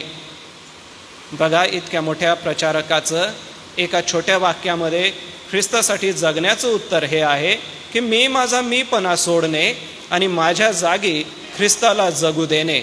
मग प्रियांनो, हीच गोष्ट तुमच्या आणि माझ्या जीवनाला प्रोत्साहित करते की आम्ही तर जगतोय, पण माझ्यामधून तो ख्रिस्त जगत आहे का? प्रभू येशू ख्रिस्ताकडे बघितल्यानंतर असं वाटतं का की प्रभू येशू ख्रिस्तामधून तो ख्रिस्ताचा स्वभाव दिसतोय? पौलाकडे बघितल्यानंतर असं वाटतं का की पौल जगत नाही आहे, तर याच्या ठाई ख्रिस्त जगतोय? पौलाने फार धाडसी विधान केलं. पौल म्हणतो की मी जगतो असे नाही, तर माझ्या ठाई ख्रिस्त जगतो. जगणे मला ख्रिस्त आणि मरणे हा मला लाभ आहे. तो का म्हणतो मरणे हा लाभ आहे? कारण मेल्यानंतर मी ख्रिस्ताबरोबर असेल आणि मी आता जर जगत आहे तर मी ख्रिस्तामध्ये जगत आहे. मग प्रियजन हो, तुमचं आणि माझं जगणं कसं आहे? पेत्र यहुदी लोकांसाठी त्याने सुवार्ता सांगितली. संपूर्ण यहुदी राष्ट्रामध्ये फिरून त्याने देवाचं वचन गाजवलं आणि तो एक हुतात्मा म्हणून मरण पावला. 12 शिष्यांची जीवनं तुम्ही बघा. थोमा भारतामध्ये आला, या ठिकाणी त्याने वचनाची सेवा केली, या ठिकाणीच तो मरण पावला. पुन्हा परतून तो आपल्या लोकांकडे जाऊ शकला नाही. त्याच्याकडे बघून वाटतं ना की तो ख्रिस्तासाठी जगत होता? योसेपाकडे बघून आम्हाला वाटतं का की तो ख्रिस्ताकरिता जगत आहे? योसेफ आणि मरिया या कुटुंबामध्ये येशू ख्रिस्ताचा जन्म झाला. योसेफ आणि मरिया ह्यांना येशू ख्रिस्ताला बाळपणापासून वाढवायचं होतं. त्याचं बाळपण काय साधं नव्हतं, अडचणीचं होतं. नावनिशी लिहून द्यायला बेथलेहमला जायचं होतं. एवढंच नाही तर जन्म झाल्यानंतर 2 वर्षाची लेकरं मारून टाकण्यात आली, म्हणून आपल्या बाळाला घेऊन त्यांना मिसर देशामध्ये निघून जावं लागलं. तिथून परत ते नासरेतमध्ये येऊन राहिले. नासरेतामध्ये येशू लहानाचा मोठा झाला आणि तेथून पुढे येशूचं सेवा कार्य 30 वर्षानंतर आम्हाला पाहायला मिळतं. ज्या वेळेला योसेपाची निवड परमेश्वराने केली, मत्तयाच्या शुभवर्तमानामध्ये योसेपाबद्दल असं म्हटलंय की योसेफ नीतिमान होता. तो नीतिमान असल्यामुळे परमेश्वराने त्याला निवडलं व त्याच्या घरामध्ये बाळ येशूचा जन्म झाला. याचाच अर्थ असा की त्याचं जे जगणं होतं ते जगणं देवाने पाहिलं. तो कोणासाठी जगत होता? परमेश्वरासाठी जगत होता. ही गोष्ट परमेश्वराने पाहिली. मरियेकडे ज्या वेळेला देवदूत गेला, देवदूताने मरियेला म्हटलं की हे कृपा पावलेले स्त्रिये कल्याण असो. ती घाबरली आणि जेव्हा देवाने देवदूताच्या करवी सगळ्या गोष्टी सांगितल्या, त्यावेळेला मरिया म्हणाली, पहा मी प्रभूची दासे, तुम्ही सांगतात त्याप्रमाणे मला हो. आणि तिला तिचा प्रथम पुत्र ख्रिस्त येशू हा बाळ जन्मास आला. सांगायचं तात्पर्य हे की ती म्हणते की पहा मी प्रभूची दासी. यावरून ती कोणासाठी जगत होती? प्रभू परमेश्वरासाठी जगत होती. मग आज प्रश्न तुमच्या आणि माझ्यासाठी आहे. पुन्हा आपल्या पवित्र शास्त्रामध्ये 15व्या वचनाकडे बघा. 2 कोरिंथ 5 अध्याय वचन 15. तर हे वचन असं म्हणतं, जे जगतात त्यांनी पुढे स्वतः करता नव्हे, तर त्यांच्यासाठी जो मेला व पुन्हा उठला त्याच्याकरिता जगावे. योसेफ आणि मरिया त्याच्याकरिता जगले. पेत्र, पौल त्याच्याकरिता जगले. पवित्र शास्त्रातले कितीतरी उदाहरणं तुम्ही बघा, ती सर्व उदाहरणं बघितल्यानंतर आम्हाला हे दिसून येतं की हे लोक ख्रिस्ताकरिता जगले. मग आज आपल्या आद्य मिशनऱ्यांचं जीवन बघा, आपल्या पूर्वजांचं जीवन बघा, कोणाकरिता जगले ते. एवढा मोठं सुखसोयीचा आपला देश, सुखसोयीच्या सर्व गोष्टी सोडून ह्या अरण्याच्या भागामध्ये ते आले, येथली भाषा शिकले, कारण ख्रिस्तासाठी ते जगत होते. प्रियजनो, यावेळेला दुसरे करिंथकरास पत्र हे आपण वाचत आहोत. या पुस्तकाचे 13 अध्याय आहेत आणि या 13 अध्यायामध्ये 257 वचनं आहेत. आणि ही 257 वचनं आम्हाला हे शिकवतात की आम्ही ख्रिस्ताकरिता कसं जगलं पाहिजे. वास्तविक पौलाला हे लिहायची गरज का पडली? तर करिंथची जी मंडळी होती, या करिंथच्या मंडळीमध्ये अनेक सभासद हे आपसामध्ये वादविवाद करत होते. आणि पौल त्यावेळेला मासेदोनियाला राहत होता. मासेदोनिया हे करिंथ शहरापासून दूर होतं आणि त्या ठिकाणी त्याला असं कळलं की करिंथची जी मंडळी आहे त्या सभासदांचं आपसामध्ये काय पटत नाही. आणि म्हणूनच त्याने हे पत्र लिहिलं. हे पत्र लिहिण्याचा मागचा त्याचा पहिला हेतू हा होता की सभासद एकत्र असावे. दुसरी गोष्ट म्हणजे ज्यावेळेला पौलाने त्यांना पत्र पाठवून सांगितलं की तुम्ही आपसामध्ये प्रेमाने राहा, त्यावेळेला अनेक मंडळीतल्या लोकांनी पौलाला विरोध केला आणि त्या विरोधाचं उत्तर देण्यासाठी त्याने हे दुसरं करिंथकरास पत्र लिहिलं. सोबतच करिंथ मंडळीची अवस्था फारच बिकट झालेली होती. छळ होता, त्रास होता, उपासमार होती. अनेक वेळेला त्यांचा व्यवसाय चालत नव्हता. राहुट्या करणं, शेती करणं, मासेमारी करणं हा व्यवसाय त्यांचा काही चालत नव्हता. आणि अशा परिस्थितीमध्ये ज्या वेळेला यरुशलेमच्या मंडळीला कळलं की करिंथ मंडळीला ह्या सर्व गोष्टी अडचणीच्या जात आहे, त्यावेळेला त्यांनी यांना मदतसुद्धा पाठवली. या मंडळीमध्ये अशा कठीण परिस्थितीला लोकांना तोंड द्यावं लागत होतं. म्हणून तो म्हणतो की तुम्ही ख्रिस्ताकरिता जगा. बरं, फक्त तो म्हणत नाही ख्रिस्ताकरिता जगा, तर जगायचं कसं हे पण सांगतो. एक उत्कृष्ट मार्गदर्शक तोच असतो जो फक्त चुका दाखवत नाही, तर ती चूक सुधारवण्यासाठी काय पर्याय करू शकता हे दाखवतो. बघा, पौलाने त्यांना दोष दिलेला आहे किंवा पौल त्यांना म्हणत आहे की तुम्ही तुमच्यासाठी जो मेला त्याच्यासाठी तुम्ही जगा. पण कसं जगायचं आहे? तर कसं जगायचं आहे ते पहिल्या अध्यायाच्या 3 आणि 4 वचनामध्ये तो सांगतो. आता कृपा करून पहिल्या अध्यायाच्या 3 आणि 4 वचनात जा. तिथं म्हटलेलं आहे की तुम्ही ख्रिस्ताकरिता जगायचं आहे. तुम्हाकरिता जो मेला, तुम्हाकरिता जो उठला, त्याच्याकरिता जगायचं आहे. तर सगळ्यात आधी तुम्ही काय करा? वचन 3 आणि 4 पहिला अध्याय करिंथकरास दुसरे पत्र. आज आपण दुसऱ्या पत्राकडेच बघणार आहोत. ह्या दुसऱ्या पत्रामध्ये पहिला अध्याय 3 आणि 4 वचन बघा. आपला प्रभू येशू ख्रिस्ताचा देव व पिता, जो करुणाकर पिता व सर्व सांत्वनदाता देव, तो धन्यवादित असो. तो आमच्यावरील सर्व संकटात आमचे सांत्वन करतो, असे की ज्या सांत्वनाने आम्हाला स्वतः देवाकडून सांत्वन मिळते, त्या सांत्वनाने आम्ही जे कोणी कोणत्याही संकटात आहोत त्यांचे सांत्वन कराव्यास समर्थ व्हावे. ख्रिस्ताकरिता जगणे म्हणजे काय? ख्रिस्ताकरिता जगणे म्हणजे सांत्वन करणारे बनणे. आता ह्या 3 आणि 4 अध्यायात वाचून बघा, 5 वेळेला सांत्वन हा शब्द आलेला आहे. आणि पवित्र शास्त्राचं हे एक लिखाणाची फार सुंदर पद्धत आहे की एखादी गोष्ट 2 पेक्षा जास्त वेळेला आली तर समजायचं की लेखकाला यामध्ये काहीतरी विशेष सांगायचं आहे, तुम्हाला लागू करण्यासाठी काहीतरी गोष्टी त्याला द्यायच्या आहे. तर या ठिकाणी पौलाने आम्हाला काय सांगितलेलं आहे की तुम्हाला ख्रिस्तासाठी जगायचं आहे तर तुम्ही सांत्वन करा. कारण बघा, खरंच त्या मंडळीवरती फार संकट आलेलं होतं. 3 आणि 4 वचन बघा की त्यांना संकट आलेली आहे, त्यांच्यावरती दुःख आलेली आहे. आणि अशा संकटांमध्ये त्यांचं सांत्वन व्हावं यासाठी आम्ही प्रयत्न करत आहोत. आम्ही समर्थ व्हावे एकमेकांचं सांत्वन करण्यासाठी. आज ख्रिस्ती व्यक्ती म्हणून जीवन जगत असताना तुमचं आणि माझं ख्रिस्तासाठी जगत असताना पहिलं कर्तव्य आहे ते म्हणजे सांत्वन करा. आपण सांत्वन कोणाचं करतो? जो दुःखात आहे त्याचं सांत्वन करतो. ज्याचं नुकसान झालेलं आहे त्याचं जाऊन आपण सांत्वन करतो. उदाहरणार्थ, जेव्हा पूर आला, पूरग्रस्तांना मदत करायला आपण गेलो, आपण त्यांचं सांत्वन केलं. किंवा समजा एखाद्याच्या घरात दुःखद प्रसंग घडतो, अपघात घडतात किंवा समजा मृत्यूसारखा प्रसंग घडतो, आपण सर्व मंडळी त्यांच्या घरी जातो, त्यांचं सांत्वन करतो, त्यांना समाधान देतो, त्यांच्यासोबत आपण बोलतो, त्यांच्या सांत्वनासाठी आपण मदत करतो. प्रियांनो, त्यावेळेला आम्ही ख्रिस्तासाठी जगत असतो. ख्रिस्तासाठी जगणं म्हणजे सांत्वन करणारं जीवन जगणं.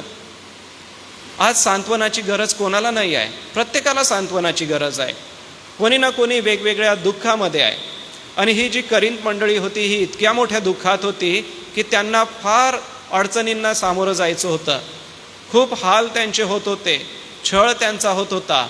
इसवी सन 55-56चा तो काळ होता. आणि या 55-56च्या काळामध्ये मंडळीसमोर, लोकांसमोर फार आव्हानं होती, फार संकट होती. अशा सगळ्यांमध्ये एकमेकांचं सांत्वन करण्यासाठी ते सांगत होते, आम्ही ख्रिस्ती आहोत, आम्ही प्रभू येशूवर विश्वास ठेवतो, अशी सांगण्याची मुभा त्यांना नव्हती. उघडपणे ते सांगू शकत नव्हते की आम्ही ख्रिस्ताचे आहोत. ते आपल्या हाताच्या इशाऱ्याने किंवा काही शब्दांच्या द्वारे एकमेकांना हे दाखवत होते की आम्ही ख्रिस्ताचे आहोत, ख्रिस्तावर विश्वास ठेवणारे आहोत. आज प्रियांनो, जर दुःखाचा प्रसंग घडला तर त्या ठिकाणी जाऊन आपण उभं राहिलो तर त्या कुटुंबाला सांत्वन मिळतं, त्यांचं समाधान होतं.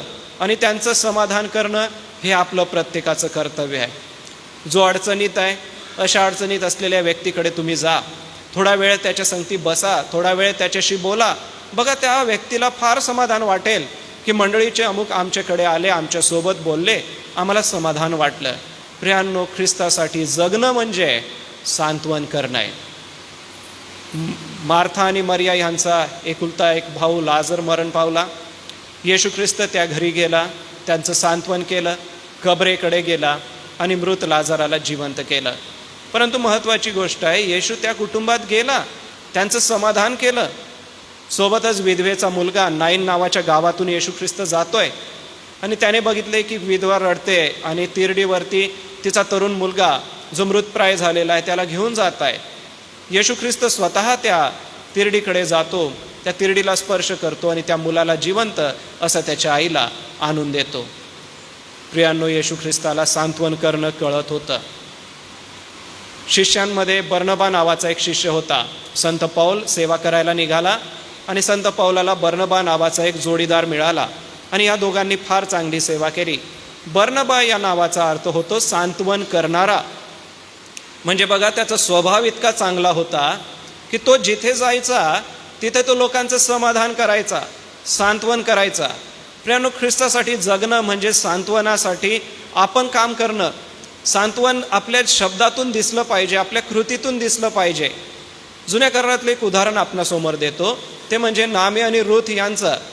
नामी एका परक्या राष्ट्रामध्ये गेली होती, तिचा पती मरण पावला, तिचे पुत्र महलोन आणि किल्योन पुत्रसुद्धा मरण पावले. तिची सून अर्पा हिला सोडून जा सांगितल्यानंतर ती सोडून निघून गेली. रूथ फक्त तिच्या संगती राहिली.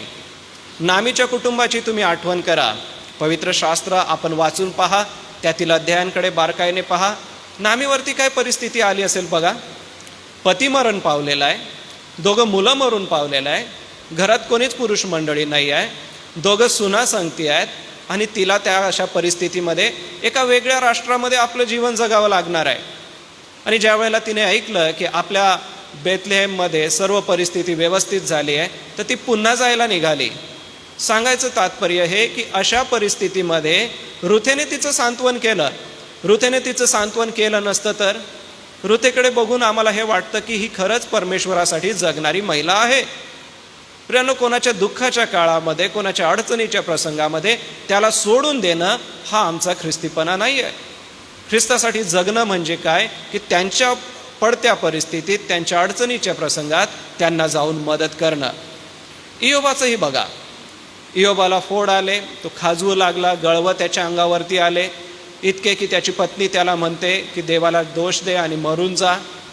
त्याचे मुलं मेलेले आहेत, मुली संपून गेलेल्या आहेत, त्याचे सर्व जनावरं लुटून नेलेली आहे, त्याच्या धान्यावरती वीज पडली आणि सगळे शेतातलं उत्पन्न जळून गेलेलं आहे. त्याचे 3 मित्र त्याचं सांत्वन करायला गेले, बिल्लत शुई, अलिफस तेमानी आणि सोफर नामाती. हे 3 मित्र गेले. 32 अध्यायापर्यंत यांचा वादविवादच चाललेला आहे. जाऊन फक्त ते शब्द बोलले नाही, त्यांनी 42 अध्याय आहेत इयोबाच्या पुस्तकामध्ये. 32व्या अध्यायापर्यंत ते नुसते एकमेकांबरोबर वाद करतायत. सांत्वन देणं हे फक्त सांत्वन देणं नाही आहे. सांत्वन हे शब्द असतात, सांत्वन ही कृती असते. आणि नंतर ज्या वेळेला परमेश्वराने इयोबाकडे दखल घेतली, इयोबाला त्याचं संपूर्ण परत दुपटीने दिलं, परत कन्या आणि पुत्र दिले आणि परत त्याची संपत्ती दिली. इयोबाने एक सुंदर गोष्ट केली की इयोबाने आपल्या सर्व नातेवाईकांना, आपल्या सर्व मित्रांना देणग्या दिल्या आणि इयोबाने आपल्या मित्रांसाठी प्रार्थना केली, असं 42व्या अध्यायाच्या 12व्या वचनात म्हटलंय. याचा अर्थ सांत्वन करणं किती महत्त्वाचं आहे. प्रियजन हो, तुम्हाला आणि मला ख्रिस्तासाठी जगायचं आहे. ख्रिस्तासाठी जगत असताना एकमेकांचं सांत्वन करा. मग सांत्वन कसं करणार? तर एकमेकांसाठी प्रार्थना करून सांत्वन करा. सांत्वन करत असताना एकमेकांना मदत देऊन आपण सांत्वन करत शकतो. एकमेकांना मदत देऊन आपण सांत्वन करू शकतो. कारण की आमच्याकडून मदतीचं कार्य झालं तर त्याच्याद्वारे कोणाला समाधान मिळू शकतं. बरं, सांत्वन करत असताना आमच्या कृतीलाही देव बघत असतो. पवित्र शास्त्र मत्ती 5:9 कृपा करून आपण लिहून घ्या, नंतर वाचू शकता. मत्ती 5:9 आणि मत्ती 5:4. मत्ती 5:4 असं म्हणतात की शोक करीतात ते धन्य, कारण त्यांचे सांत्वन करण्यात येईल. मत्ती 5:9 असं म्हणतं की जे शांती करणारे ते धन्य, कारण त्यांना देवाची मुले म्हणतील. मग प्रियांनो, आज आम्हाला शांती करणारं, मदत करणारं, एकमेकांच्या सांत्वनासाठी जाऊन उभं राहणारं असं बनायचं आहे. एक वचन मी तुम्हा सगळ्यांसाठी वाचतो, ते स्तोत्र 119 मध्ये आहे. कृपा करून आपण लिहून घ्या किंवा नंतर वाचू शकता. स्तोत्र 119 आणि वचन 50 बघा. स्तोत्रसंहिता 119 वचन 50 फार सुंदर आहे. माझ्या दुःखात माझे सांत्वन हे आहे की तुझे वचन मला नवजीवन देते. याचा अर्थ देवाचं वचन आमचं काय करतं? सांत्वन करतं. म्हणून जर कोणाला आपण भेटायला जाता तर देवाचं वचन त्यांच्यासाठी वाचा. कोणाचं सांत्वन तुम्ही करायला जाता त्यावेळेला त्यांच्यासाठी प्रार्थना करा. कोणाचं सांत्वन ज्या वेळेला आपण करायला जाता त्यांना काहीतरी देणगी आपण द्या. ह्याच्याने काय होतं? आम्ही कोणासाठी जगतोय? ख्रिस्तासाठी जगतो. आणि ख्रिस्तासाठी जगत असताना सांत्वन करणारं बनायचं आहे. बरं, आता थोडंसं अजून पुढे जाऊ. 2 करिंथ याचा 2रा अध्याय आणि वचन 14. आपण पहिला अध्याय 3-4 बघितलं, आता 2रा अध्याय याचं वचन 14 बघा. आपलं 5:15 जे आहे ते मूळ वचन आहे की आम्हाला ख्रिस्तासाठी जगायचं आहे. 2ऱ्या अध्यायाचं वचन 14 आपल्यासाठी वाचतो. जो देव तुम्हास सर्वदा ख्रिस्ताच्या ठाई जयोत्सवाने नेतो आणि सर्व ठिकाणी आमच्याद्वारे आपल्याविषयीच्या ज्ञानाचा परिमल प्रगट करतो, त्याची स्तुती असो. ख्रिस्ताकरिता जगणे म्हणजे काय? तर ख्रिस्ताचा परिमल तुम्हाला प्रगट करायचा आहे. ख्रिस्ताचा परिमल प्रगट करणे म्हणजे ख्रिस्ताचा सुवास. परिमल म्हणजे सुगंध. बघा वचन काय म्हणतं की तुम्ही त्याचा परिमल, ज्ञानाचा परिमल प्रगट करा, त्याची स्तुती असो. याचा अर्थ करिंथच्या या मंडळीतल्या सभासदांना संत पौल म्हणतोय की तुम्हाला ख्रिस्तासाठी जगायचं आहे. आणि ख्रिस्तासारखं जगायचं आहे म्हणजे ख्रिस्ताचा परिमल तुमच्यातून दिसला पाहिजे, ख्रिस्ताचा सुगंध तुमच्यामधून प्रगट झाला पाहिजे. आता समजा या ठिकाणी अत्तराची मी जर शिशी घेऊन आलो, अत्तराची बॉटल आणली आणि माझ्या हातून जर ती अत्तराची बॉटल खाली पडून फुटली तर काय होईल? सर्वात आधी तर मी त्याच्या काचा उचलेल. काचा उचलल्यानंतर एखादं नॅपकिन घेईल आणि ती जागा पूर्ण पुसून काढेल, यासाठी की त्या ज्या काचा बारीक बारीक असतात त्या कोणाच्या पायाला लागू नये. ते सगळं उचलून ते कापड मी जाळायला टाकून देईल, यासाठी की कोणाला त्याचा स्पर्श झाला तर लागू नये किंवा इजा होऊ नये. मग हे सगळं झाल्यानंतर जो सुगंध त्या ठिकाणी पसरलेला असेल त्या अत्तराचा, तो निघून जाईल का? तो तसाच राहील. सुगंध हा लपवता येत नाही, तो पसरत जातो. संत पौलाच्या लिखाणाचं हे एक फार वैशिष्ट्य आहे. बघा तो काय म्हणतो की ख्रिस्ताचा परिमल तुम्ही प्रगट करावा, म्हणजे ख्रिस्ताचा सुगंध तुम्ही प्रगट करा. ख्रिस्तासाठी जगणं म्हणजे काय? तर ख्रिस्तासाठी जगणं म्हणजे ख्रिस्ताचा सुगंध तुम्हाला आणि मला लोकांना द्यायचा आहे. जसं एखाद्या अत्तराचा किंवा एखाद्या सेंटचा जो सुगंध असतो तो लपून राहत नाही. त्याला तुम्ही कितीही दाबण्याचा प्रयत्न केला तरी तो बाहेर येतोच. तसा तुमचा ख्रिस्तीपणा तो सुगंध आहे.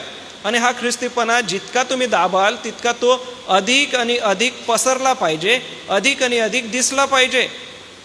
ख्रिस्ताचा परिमल तुम्हाला प्रगट करायचा आहे. ज्या वेळेला आपण ख्रिस्तासाठी जगतो असं म्हणतो, तर मग ख्रिस्ताला प्रगट करतो का? आमच्या बोलण्यातून, आमचं प्रीती करण्यातून, आमचं क्षमा करण्यातून तो ख्रिस्ताचा सुगंध दिसला पाहिजे. हा ख्रिस्ताचा सुगंध कसा येईल? तर गलती 5:22 प्रमाणे येईल. प्रीती, शांती, लीनता, सौम्यता, इंद्रिय दमन, ममता, सहनशीलता, आत्म्याची ही जी 9 फळं आहे, ह्या 9 गोष्टी ज्या वेळेला आपण वैयक्तिक जीवनामध्ये दिसतील आपल्यातून, त्यावेळेला आमच्यातून ख्रिस्ताचा सुगंध लोकांपर्यंत पसरेल. आणि हा जो ख्रिस्ताचा सुगंध आहे तो लोकांपर्यंत पसरत पसरत आपोआप लोकांना ख्रिस्ताची साक्ष मिळेल. ख्रिस्तासाठी जगणं म्हणजे काय? तर संत पौलाने फार सुंदर शब्द या ठिकाणी उच्चारलेला आहे. तो म्हणजे ख्रिस्ताचा परिमल प्रगट करायचा आहे. ख्रिस्ताचा सुगंध म्हणजे ख्रिस्ताची शिकवण, ख्रिस्ताने केलेली क्षमा, ख्रिस्ताने दाखवलेली प्रीती, ख्रिस्ताने दाखवलेली मदत, ख्रिस्ताने दाखवलेलं देवाबद्दलचं प्रेम, ख्रिस्ताने दाखवलेलं प्रार्थना करण्याबद्दलचं प्रेम, कितीतरी गोष्टी आहे ह्या आम्हाला दाखवतात की आम्ही तो सुगंध प्रगट करावा. एक वचन आपण बघू, योहानाचं शुभवर्तमान अध्याय 12 आणि वचन 3. योहानाचं शुभवर्तमान अध्याय 12 आणि वचन 3. तेव्हा मरियेने अर्धाशेर शुद्ध जटामासीचे मोलवान सुगंधी तेल घेऊन येशूच्या चरणांना लावले आणि आपल्या केसांनी त्याचे चरण पुसले. तेव्हा त्या सुगंधी तेलाच्या वासाने घर भरून गेले. बघा आता काय झालेलं आहे इथं घटना. मरियेने हे कृती केली. ही कृती शिष्यांना आवडलेली नाही. ते म्हणाले की 300 रुपयाला हे सगळं तेल विकून पैसे आले असते, गोरगरिबांना वाटून देता आले असते. परंतु येशूने काय म्हटलं की तिने माझ्या उत्तर कार्यासाठी हे केलेलं आहे. येशूने लाजराला जिवंत केलं, त्याची ही बहीण आहे, आणि लाजराला जीवे मारण्याचा मुख्य याजकांनी निश्चय केलेला होता. सांगायचं तात्पर्य हे की प्रियांनो, तिच्या या कृतीमुळे सुगंध पसरला आणि त्या सुगंधासाठी विरोध करणाऱ्यांनी विरोध केला, परंतु तो सुगंध थांबू शकला नाही. आपण पण येशूसाठी काय करत आहोत? तिने येशूसाठी आपल्याकडे जे मोलवान होतं ते दिलं. तिच्याकडे मोलवान सुगंधी असं ते अत्तर होतं किंवा तेल होतं, जटामासीचं मोलवान तेल होतं, ते तिने दिलं. आणि तो वास जसा पसरला तसं तिच्याविषयीची वार्ता पण पसरली. येशूने म्हटलं माझ्या उत्तर कार्यासाठी हिने हे केलेलं आहे. मग प्रियानो, ख्रिस्तासाठी जगणं म्हणजे ख्रिस्ताचा सुगंध तुमच्यामधून दिसला पाहिजे, ख्रिस्ताचा सुवास तुमच्यामधून आला पाहिजे. येशू ख्रिस्त बाळ असताना त्याला 3 प्रकारची अर्पणं मागे लोक घेऊन आले. त्यांचा उल्लेख आहे 3 गोष्टींचा: सोनं, ऊद आणि गंधरस. मग गंधरस म्हणजे सुगंध आहे प्रियांनो. सोनं हे त्याच्या राजकीयत्वाचं प्रतीक आहे, ऊद हे त्याच्या सेवाकार्याचं प्रतीक आहे, आणि गंधरस हे त्याने आम्हासाठी दिलेल्या बलिदानाचं प्रतीक आहे. प्रियांनो, त्याला जी अर्पणं केली त्या अर्पणांच्या मागचा अर्थसुद्धा फार गंभीर आहे. आणि म्हणूनच संत पौल म्हणतो की तुम्ही ख्रिस्ताचा परिमल प्रगट करा, ख्रिस्ताचा सुगंध प्रगट करा. मग ख्रिस्तासाठी तुम्हाला आणि मला जगायचं आहे, तर असं करा की आपल्या जीवनातून तो सुगंध दिसू द्या. स्तेफनाला दगडमार होत होता. प्रेषितांची कृत्य 9वा अध्याय. त्याला दगडमार होत आहे, इकडून दगड येत आहे, तिकडून दगड येत आहे, त्याचं डोकं ठेचलं जात आहे. इतका दगडमार झाला की स्तेफन त्या ठिकाणी मरण पावला. मरत असताना स्तेफनाचे शब्द काय होते? हे बापा, यांना क्षमा कर, कारण हे काय करतायत हे यांना ठाऊक नाही. येशू ख्रिस्त वधस्तंभावरती आहे, खाली शिपाई आहेत, आजूबाजूला चोर आहेत. बाजूचा चोर त्याची निंदा करतोय, खाली असलेले शिपाई त्याची निंदा करत आहे. अशा परिस्थितीमध्ये ख्रिस्ताने काय म्हटलं? हे बापा, यांना क्षमा कर, कारण हे काय करतायत हे त्यांना ठाऊक नाही. ह्यावरून काय दिसतं की ख्रिस्ताचा सुगंध जणू काय ते ठिकाणी पसरला. ख्रिस्ताच्या वागणुकीचा सुगंध. आज तुमच्या आणि माझ्या वागणुकीतून, आमच्या बोलण्यातून तो ख्रिस्त दिसला पाहिजे. जसं सुगंध लपू शकत नाही, तसं ख्रिस्ताची शिकवण तुमच्या आणि माझ्या जीवनातून लपू शकत नाही. मी बर्नबाचा पुन्हा एक वार उल्लेख करतो. हा बर्नबा पौला संगती सेवा करायला निघाला. या बर्नबाला ज्या वेळेला येशू ख्रिस्ताने वचनांच्या द्वारे तो प्रोत्साहित झाला, प्रेषित बनला, पौला संगती सेवा करायला आला, पहिलं काम या बर्नबाने केलं. आपली मालमत्ता होती ती सगळी विकून टाकली आणि आलेला सर्व पैसा प्रेषितांच्या पायाजवळ त्याने आणून ठेवून दिला आणि बर्नबाने इतकं मोठं सेवा कार्य केलं. 4थ्या अध्यायामध्ये प्रेषितांची कृत्य यामध्ये तुम्हाला ते वाचायला मिळेल. ह्याला म्हणतात आपला सुगंध पसरवणे. आज पवित्र शास्त्रामध्ये बर्नबाचा उल्लेख काय आहे की त्याने आपली मालमत्ता विकली व आलेली सर्व संपत्ती प्रेषितांच्या चरणापाशी ठेवली. प्रियांनो, ख्रिस्तासाठी जगणं म्हणजे काय तर आपला सुगंध ख्रिस्ताप्रमाणे पसरू देणं. टबिटा म्हणजे दुर्कस ही वस्त्र विणणारी होती, गोरगरिबांना मदत करणारी होती. तिने आपल्या मदतीच्या कार्याने अनेक गोरगरिबांना मदत केली. लुदिया जांभळी वस्त्रे विकणारी होती आणि आपल्या व्यवसायाच्या द्वारे प्रभू येशू ख्रिस्ताच्या सेवा कार्याला त्यांनी अनेक वेळेला मदत केली. संत पौल, पेत्र यांच्या सेवेला मदत केली. प्रियांनो, तुमची जी कृती आहे ती जणू काय तुमचा सुगंध दाखवतात. मग आज प्रियांनो, आपल्या कृतीवरती आपल्याला फार बारीक लक्ष द्यायचं आहे. बायबल म्हणतं तुमचं बोलणं मिठाने रुचकर केल्यासारखं असावं, चवदार असावं. जर समजा आमच्या बोलण्यामध्ये असे काही शब्द असतील जे समाजाच्या दृष्टीने योग्य नाही, अपमानकारक आहे, अपायकारक आहे, असे बोलण्यातले शब्द जर आपले असतील तर ख्रिस्ताचा सुगंध आपल्यामधून येत नाही. आपण मदत करणारे जर बनत नाही तर आपल्यामधून ख्रिस्ताचा सुवास येत नाही. आपण जर एकमेकांसाठी प्रार्थना करणारे बनत नाही तर ख्रिस्ताचा सुवास आपल्यातून येत नाही. आपण जर क्षमा करणारे बनत नाही तर तो ख्रिस्ताचा सुवास तुमच्या आणि माझ्या जीवनातून येत नाही. ख्रिस्तासाठी जगणं म्हणजे काय? लोकांचं सांत्वन करणं. ख्रिस्तासाठी जगणं म्हणजे काय? ख्रिस्ताचा सुगंध पसरवणं. अजून एक गोष्ट आहे, थोडंसं पुढे जाऊ आपण. आता 5व्या अध्यायामध्ये या. 2 करिंथ 5वा अध्याय 7वं वचन बघा. 2 करिंथ 5वा अध्याय वचन 7. आम्ही विश्वासाने चालतो, डोळ्यांनी दिसते त्याप्रमाणे चालत नाही. ख्रिस्तासाठी जगणे म्हणजे काय?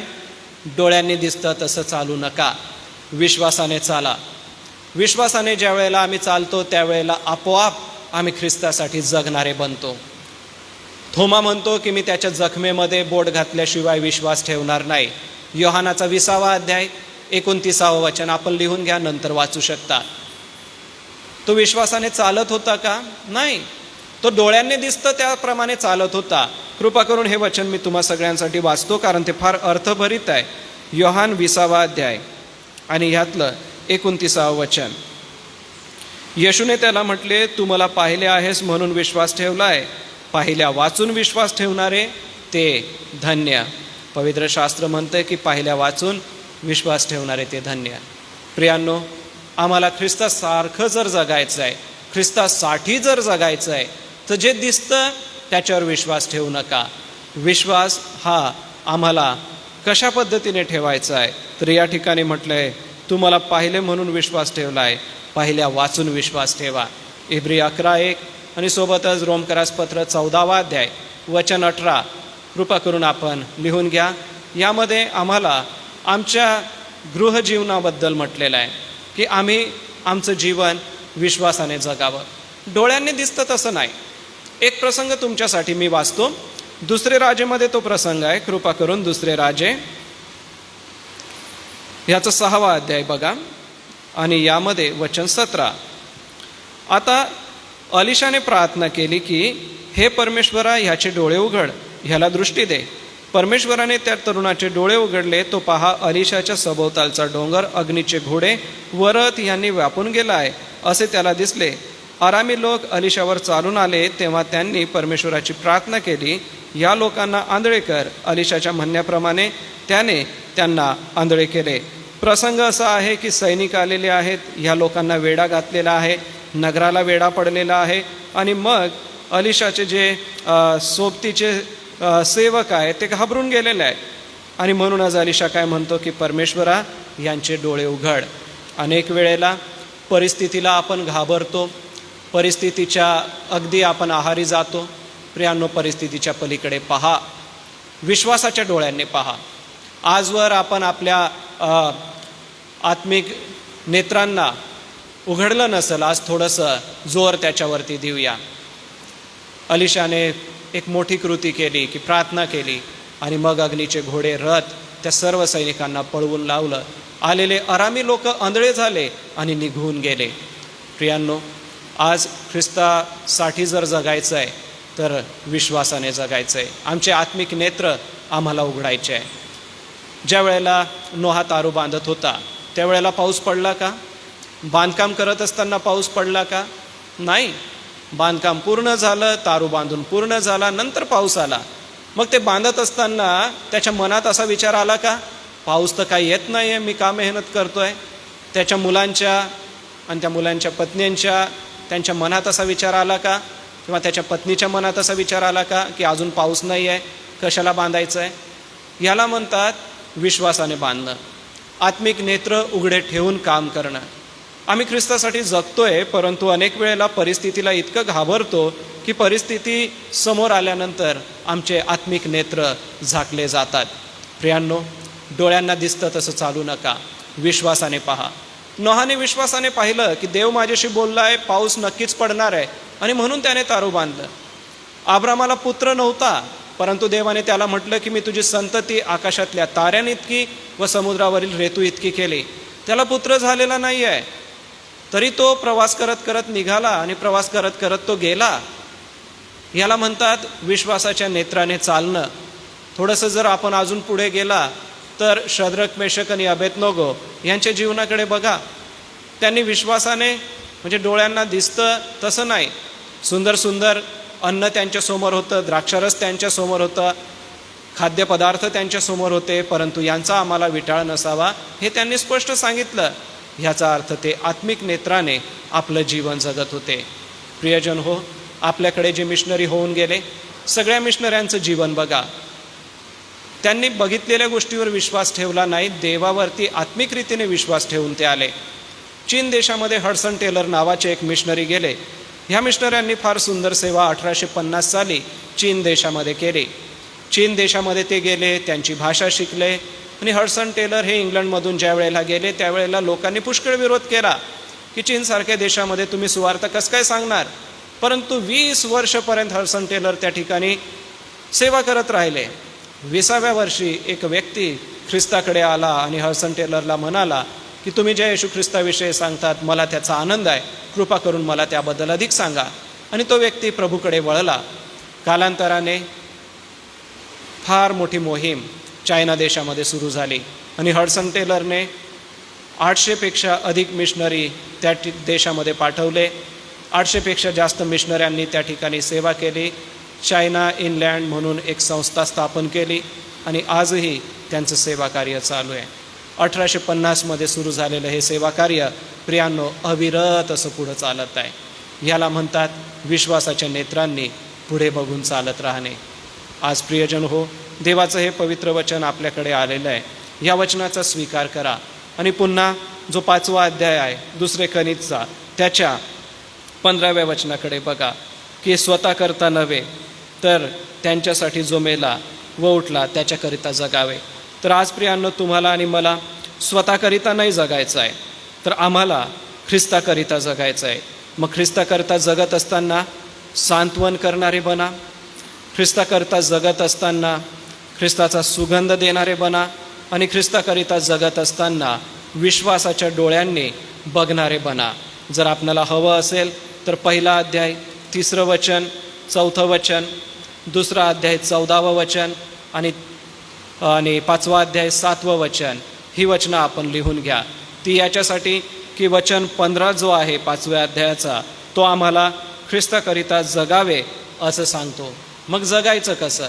तर सांत्वन करत जगायचं आहे, ख्रिस्ताचा सुगंध देत आम्हाला जगायचं आहे, आणि डोळ्यांनी दिसतं त्यावर विश्वास न ठेवता जगायचं आहे. जे आम्हाला आत्मिक रीतीने विश्वासाचं आहे त्या आत्मिक विश्वासावरती तुम्हाला आणि मला आपल्या जीवनाची बांधणी करायची आहे. हे छोटंसं मनन चिंतन देवबाप तुम्हा सगळ्यांसाठी आशीर्वादाचं करो. थोडक्यात आपण प्रार्थना करू आणि समारोपाकडे जाऊ. ख्रिस्तासाठी जीवन जगण्यासाठी प्रभू देवबाप तुम्हा सगळ्यांना त्याची कृपा देव, एकमेकांचं सांत्वन करण्यासाठी, ख्रिस्ताचा परिमल म्हणजेच ख्रिस्ताचा सुगंध देण्यासाठी, आणि ख्रिस्ताने जे आत्मिक नेत्र तुम्हाला दिलेले आहे त्या आत्मिक नेत्राने बघण्यासाठी देव तुम्हाला आणि मला शक्ती देव. मी मान्य रेव्हरंड LP वळवी पाळसाहेब तुम्हाला विनंती करतो कृपा करून पुढे या, थोडक्यात प्रार्थना करा आणि मग आपण समारोप करू.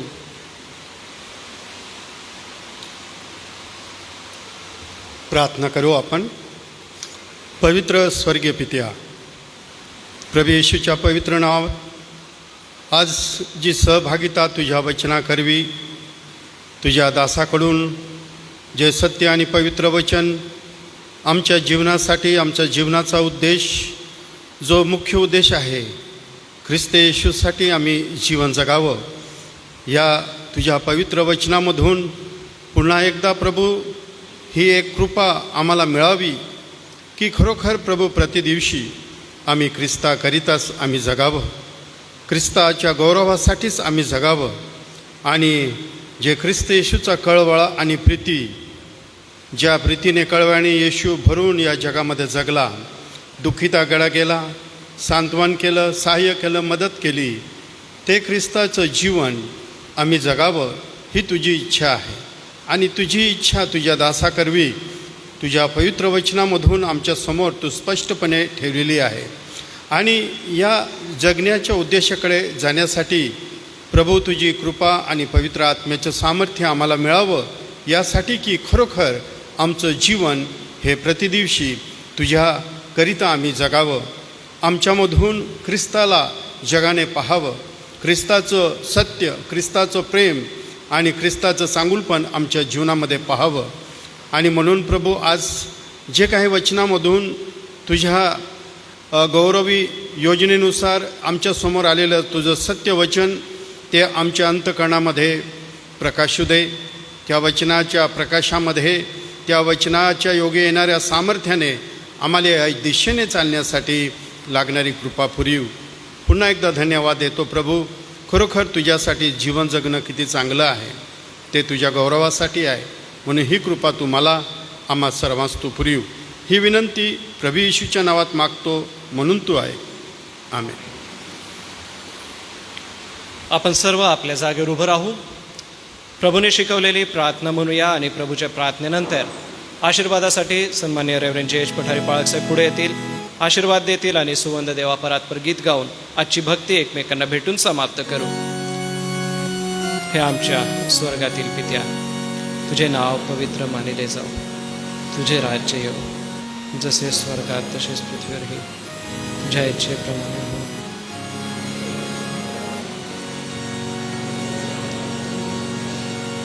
तसेच तू आमच्या आम्हास आणि आम्हास परीक्षेत आणू नकोस, तर आम्हा सर्व वाईटापासून सोडे, कारण की राज्य, सामर्थ्याने गौरव हे सर्व काळ तुझीच आहे. बंधुजन हो, आता इतकेच म्हणतो, तुमचे कल्याण असो, तुम्हास पूर्णता लाभो, समाधान मिळो, तुम्ही एक चित्त व्हा, शांतीने राहा, म्हणजे प्रीतीचा व शांतीचा देव तुम्हासह राहील. आणि आता आपल्या तारणाऱ्या प्रभू येशू ख्रिस्ताची कृपा, देवबापाची प्रीती आणि पवित्र आत्म्याची गोड संगती या मंडळीतील सर्व लहान थोर सभासदांबरोबर, आमच्या एस.ए. चर्चच्या सर्व मंडळांबरोबर, एस.एम. ट्रस्टच्या सेवाकार्याबरोबर, देवाची मंडळी आणि इस्रायल राष्ट्र याबरोबर आता आणि सदा सर्व काळ असो. आमेन.